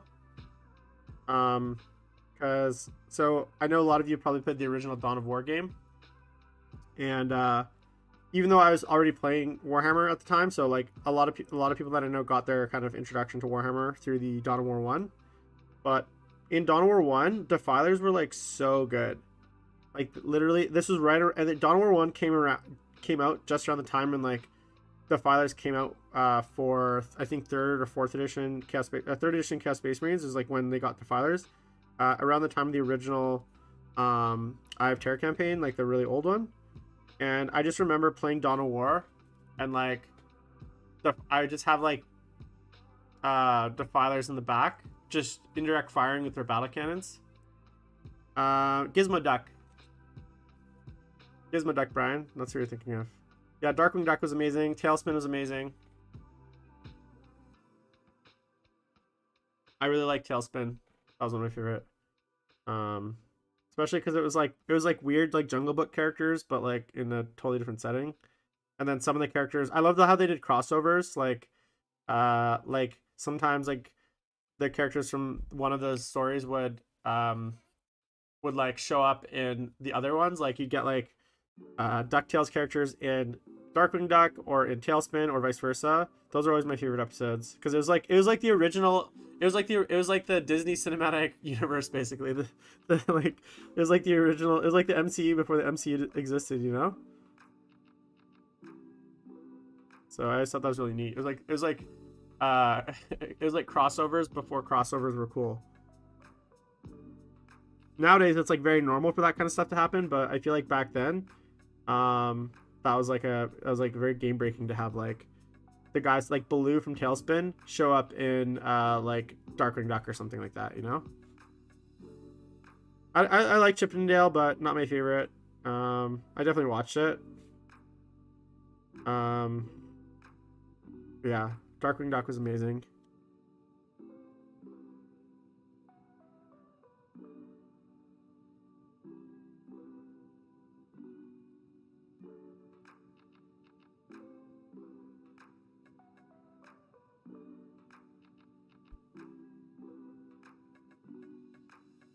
That's awesome. Aladdin is like, so my top two Disney movies of all time, cartoons, is Aladdin and then Lion King. That'd be the original Lion King. The new animated Lion King I didn't mind. So I didn't like that much, but I did actually enjoy the new Aladdin. I thought it was a very good adaptation, which I liked. I felt like the new Lion King was like, it was like too realistic, the CGI, and it felt too much like, I don't know. It didn't feel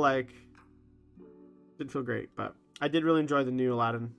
But I've always liked Aladdin. Maybe because I was born in Turkey, so I'm kind of Middle Eastern. So I feel like I always maybe identified with Aladdin the most. It was like my dream of being like a prince and marrying like a hot princess as a kid. So maybe that's why I liked Aladdin so much, because I identified with Aladdin. I think I even went as Aladdin as Halloween once as a kid. So you know, that's what happens when you're poor. You pretend to be a prince. You dream of being a prince.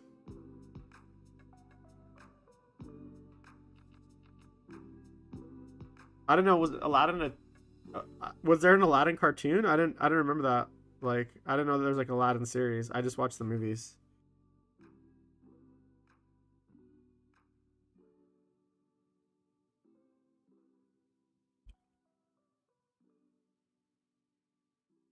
I would play the theme song, but I don't want to get a copyright claim. I'd play us the theme song right now, but just to get us all in the nostalgic mood. But I will 1000% get a copyright claim, and that's the last thing I need right now. And get like a strike on my account. Unfortunately, no nostalgia today. I wouldn't call myself Turkish, per se. My mom is Italian Turkish, and my dad is Iranian. So I was born in Istanbul in Turkey.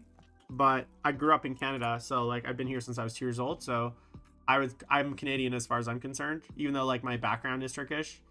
Sorry, Iranian Turkish, but as far as like culturally, I'm definitely Canadian.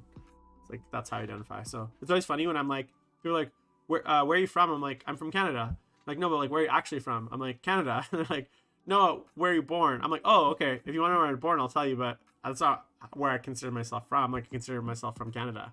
So that's the way that I identify, I guess. And since identity is like the hot topic these days, I think I can do that. So screw them as far as I'm concerned.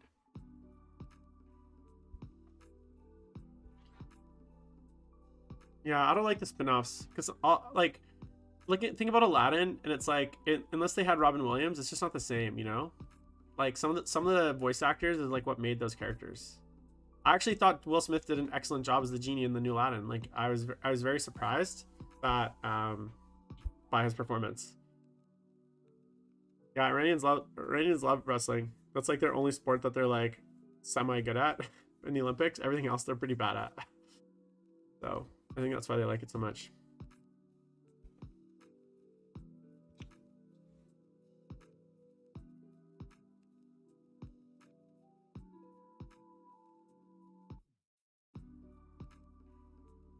Yeah, and I think like, I mean, Robin Williams is like impossible shoes to fill. Uh, and you know, I think Will Smith did as good of a job. He made it his own without trying to like imitate. Um, and I think that was like really really good. And you know, he didn't try to like be too. Yeah, it's just you can't. I mean, Robin Williams is like one of the greatest of all time, right? So his range, like I don't know. I was watching Good Will Hunting the other day, and like I forgot like the like range Robin Williams had. Like you go from something like Good Will Hunting to like Patch Adams or like Aladdin, and you're just like, holy shit, this guy used to be able to do anything. He could play any part.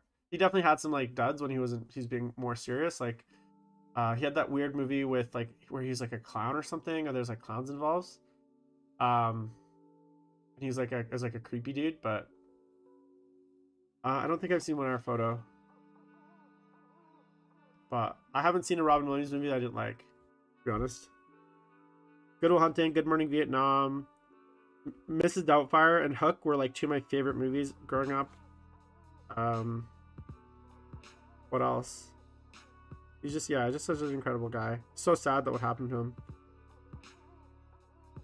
Or I guess what he did to himself, but is that the one where he's like it's like kind of like cryptic and dark?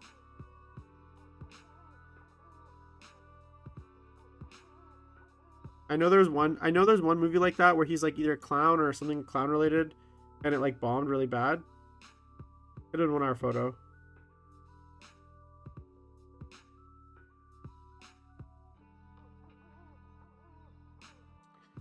So, actually, okay, I'll tell you guys a funny story about Robin Williams and 40K. So, and this is a secondhand story that was told to me by, I think I mentioned before, I live in Vancouver, and they actually filmed a lot of Jumanji in Vancouver. And Robin Williams came into the Games Workshop in Park Royal. I think this was like probably like when was Jumanji released, right? Like 96 or something like that, 97. And he came with like a 10-year-old Kirsten Dunst, because Kirsten Dunst is in Jumanji, if you guys remember.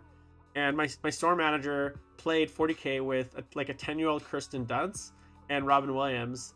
He was telling me a story like when they were like filming Jumanji, during the filming of Jumanji, and he was apparently like the like funniest guy to play with, because he was like whispering, like also making all sorts of voices like while he moved models, and stuff like that. And like he just said it was like the most like, I don't know, he just said it was like the most amazing thing. Yeah, and he definitely played 40K. His I think his daughter actually ended up selling a bunch of his, like he had like a bunch of like old like 40K like Titans and stuff, like the old like models and stuff. When he passed, like they had a bunch in his collection. So it was just a really cool story. Yeah, old Armorcast stuff. So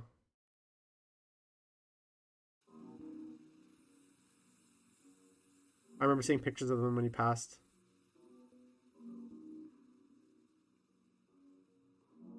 I mean, it'd been cool, but also kind of creepy. Like, you know, when someone dies, like you're collecting like mementos of them. Like, what are you gonna do with that, right? It's like this is the titan of a dead person. I don't know. That's a little creepy. I wouldn't want that. I feel like it'd be cursed or something.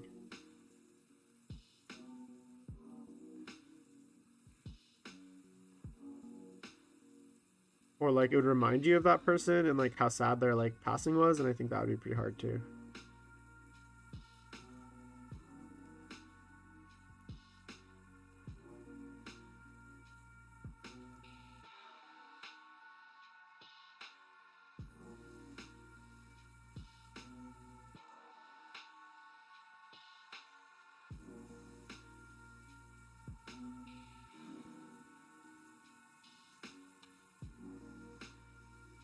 Who else do I know that's famous that plays 40k?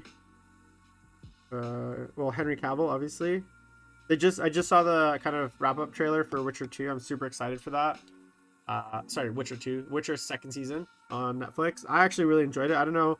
I heard some people didn't like it, but I thought, like, as someone that loves the Witcher games, like Witcher 1, 2, and 3, I played them all. Witcher 3 is like Witcher 2 and 3 are like masterpieces, I think. They're some of the like best RPGs I've ever played. And Witcher 1, it's not like it's a good game, but it's like it shows that it's kind of like their first game. Like there's a lot of like clunkiness to it, but from a story perspective, if you can get past like kind of the clunkiness of like the actual gameplay, like the fighting is a little clunky, and the UI is really clunky and stuff, but the story is actually pretty good. Like Witcher 2 and 3 though, like I could play those games today, and I actually tried to replay The Witcher 3 recently, and I realized how long it would take me to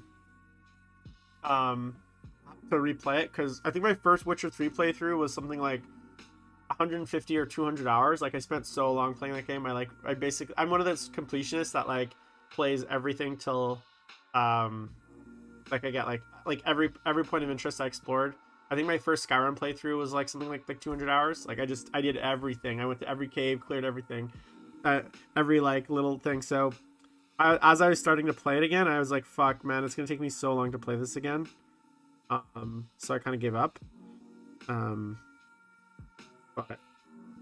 I think I will eventually. And then the other thing too is, I want to get.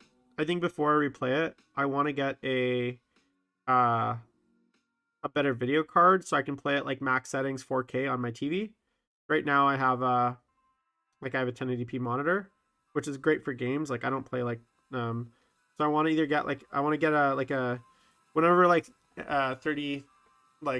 30 cards from Nvidia get back in stock, that's my next upgrade, which will be in by the time the 4X cards, if ever. I wanted to get a 3060, but obviously they're impossible to get. Not just because of the upgrade, because I'm running on what am I running? My video card even. I know I have a decent video card. Where are you? Where's CPU-Z? CPU-Z, where are you?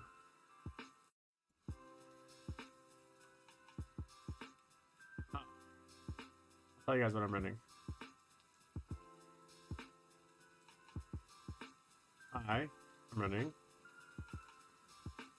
a RTX 5600 XT, which is like a Navi card, so it's on the newer 7mm process. It's basically like a last gen or like mid-range card from last gen, so it's a super solid card.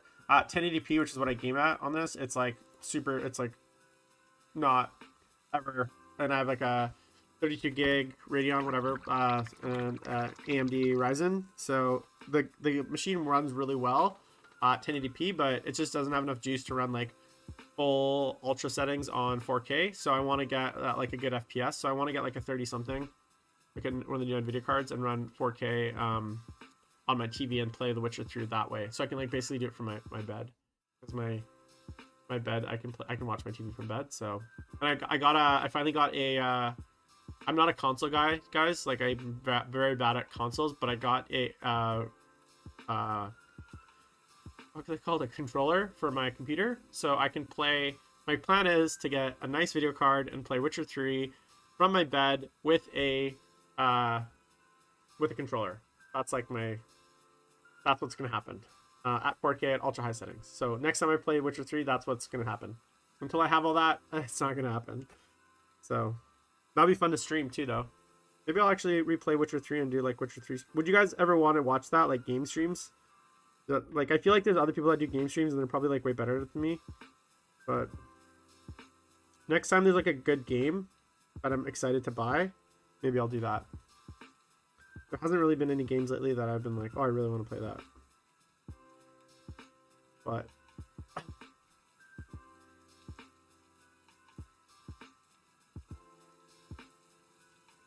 what do you guys think? Would you guys, if there's like a good game that came out, like maybe I want to play. I'm really excited for Baldur's Gate 3. I love Baldur's Gate 2. I played the shit out of that, so I'm excited for that. But I'm not huge into Twitch games. Like I don't love FPS games. I enjoy them, but I don't have the time or energy to like play multiplayer. So like I really enjoyed, say for instance, Mass Effect, which is kind of FPS like. But I don't really want to play the multiplayer because I don't have the time to be good at them, and I'm not twitchy enough. So it just feels like I'm just like bait. I'm just like bait to get shot by a bunch of like 16-year-olds who play 12 hours a day. And that doesn't sound that fun. So like games like Battlefront and stuff, it's just not my jam, to be honest. The last like FPS online game I played like heavily and regularly was like Unreal Tournament back in like 2008. So it's been a long time since I played regular like FPS games.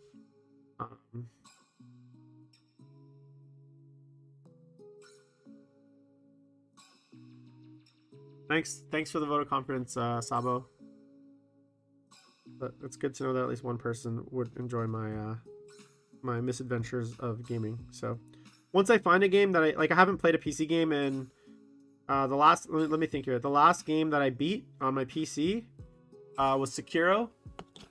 Sekiro is fucking awesome. Like Dark Souls, Sekiro games are like some of my favorite, and I like them because they're like super frustrating, but like super hard, but like super rewarding. And I love that there's story, but it's like super I keep saying super, but it's very like subtle. It's not very upfront. And I like the fact that as you play it, you see yourself get better at it. Like because it's very skill based, the longer you play, like you notice yourself improving. Like my first like hour in my first Dark Souls game, it was like a disaster. I was like, this game is fucked. I just died every 30 seconds. But then by the time you get to like the halfway through the game, you're like, oh, I'm so good at this, like parrying, rolling, dodging, right? And I just think that's so cool that like you're able to progress like that and like you see yourself getting better. And I played Dark Souls 1 with mouse and keyboard, which is like an awful way to play the game because it's really meant for controllers. And I played Sekiro with mouse and keyboard because I'm a mouse and keyboard guy. I'm terrible at console controllers. So me playing like an FPS or playing like a game like that with console, I still haven't done. So, but I could see myself. Dark Souls 3 was great. I beat that. And then Sekiro was awesome. I really enjoyed that game. So I hope they do a sequel. If you haven't played it, it's probably one of my favorite games recently. What else did I beat recently? Jedi Fallen Order was awesome. That was really fun. And again, it's like kind of I love Star Wars, so that was in the vein of like Star Wars a little bit. What other game have I played? Any other games since those? Not really. I don't think I've played a ton, to be honest. What's on my desktop? Witcher Wild Hunt I have, Blood Bowl 2, Sekiro. I have Cyberpunk 2077. That was the last game I beat and played. And I basically stopped painting for 2 weeks to play that. I think my first playthrough was like 80 hours. But that was a fun game. Obviously it's had a lot of controversy, but I honestly had almost zero problems on PC. So I know a lot of people had like issues with it on PC, but I think I crashed once and I had like one bug in the entire game and it was like very, very minor. So I don't know what people were complaining about. And on my rig, it looked beautiful, loaded well, ran super smooth. I love the story. I think it was great. It's not a perfect game. I definitely think Witcher 3 was the better game, but I very much enjoyed Cyberpunk. So I hope I heard a rumor that CD Projekt Red might be like kind of giving up on like Cyberpunk and kind of working on the next like sequel or whatever because of the controversy. But I don't think that's. I hope they do a few DLCs and expansions for it because I really enjoyed it. I romanced Nam, I think, so that was fun.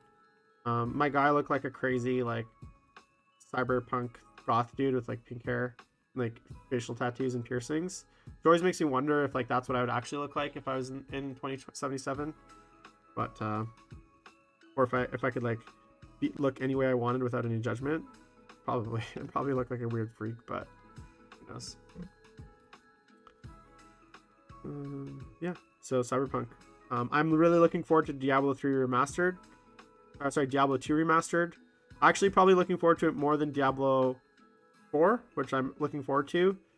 I played so much Diablo 2 in my day, like it's not even funny, in high school. I actually played so much Diablo 2 that back when Diablo 2 came out, we had dial-up, so this was before cable modems was like prevalent. And one year when Diablo 2 came out, when Legion of Destruction came out, which was like the first X pack, basically I skipped school, high school, I think I was in grade 11, to go home and play D2 on our dial-up modem, 56k baud, right? And because back then, like, dial-up didn't have unlimited data caps, like you paid for the data that you used. I played so much Diablo 2 in 1 month that our dial-up bill was like $700. And so when it came in, my parents found out I'd been skipping school to play Diablo 2 all month because we got like a $700 dial-up bill. And they grounded me for like a month and then made me work at their like shop for like 6 months to pay it off with my allowance. It was brutal, but it was totally worth that. Farming Mephisto runs with my sorcerer. I used to do that all day, man. Just endlessly. I even had I used to do Pindle runs to the point I did like 1,000 Pindle runs, and I used to like log them and like do my Mephisto runs and like log those. So I used to love it. So I'm excited for Diablo 2 Remastered. I played a lot of Diablo 3 too when it came out. It just didn't have the. It's at a point now where like I did play. I think it's season 22, so I picked it back up in season. Start of the pandemic. I think like season 20. Start of last year, I decided to kind of reinstall it and play a little bit. And I played the full season when it came out, and that was fun, but like it just gets so repetitive at the end, and like I was just grinding Paragon points and like doing basically like riffs, and it's just, I don't know, I didn't love it. The gameplay, it doesn't have the same hooks, and I'm looking forward to Diablo 4, but with a little bit of apprehension given Diablo 3. I feel like Diablo 3 was like, I remember when it started and I picked up right away after waiting like 13 years for it to come out. Like I was waiting for that game for so long, and then all the auction house shenanigans and all the other bullshit that happened with Diablo 3. So I kind of feel like they botched the launch and they just never really recovered.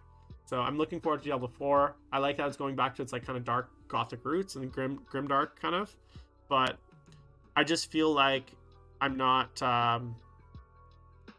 like overhyping it like I did Diablo 3. I thought Diablo 3 would be like the greatest thing, because after Diablo 2 you're like, it can only get better, right? I used to play a lot of EverQuest 2 as well.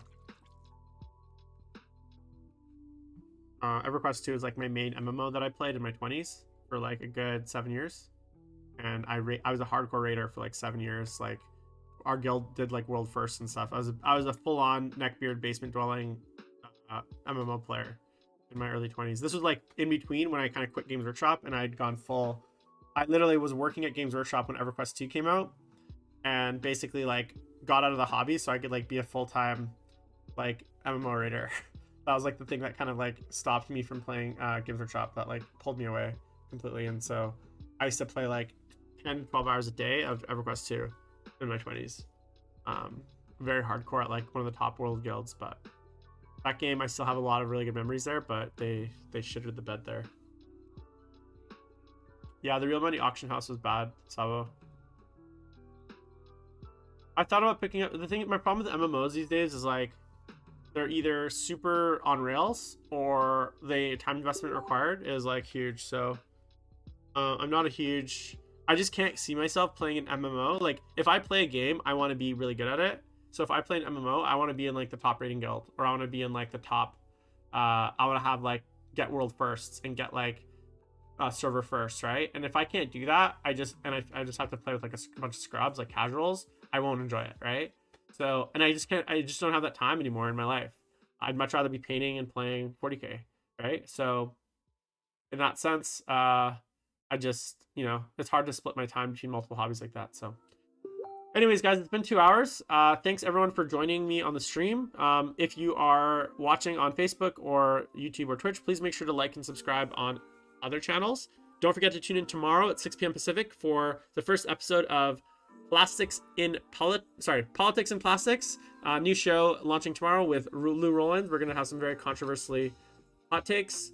Oh man, everything I do 1,000%. I don't, Brian. I don't do casual anything. So that's why I'm like intense in 40k, intense in my MMOs, intense in my like video games. So, anyways, thanks for tuning in, guys. I'm gonna go grab some dinner. It's 8 o'clock and I haven't eaten. And I appreciate all of you for watching, and hopefully I made your night a little bit better. So I will talk to you guys later. Trendy, you build it and I shall come. Build me a restaurant and I will come down there. And like sling some pizzas for you. How's that? Okay. Good night, guys, and have a good Monday. Bye bye.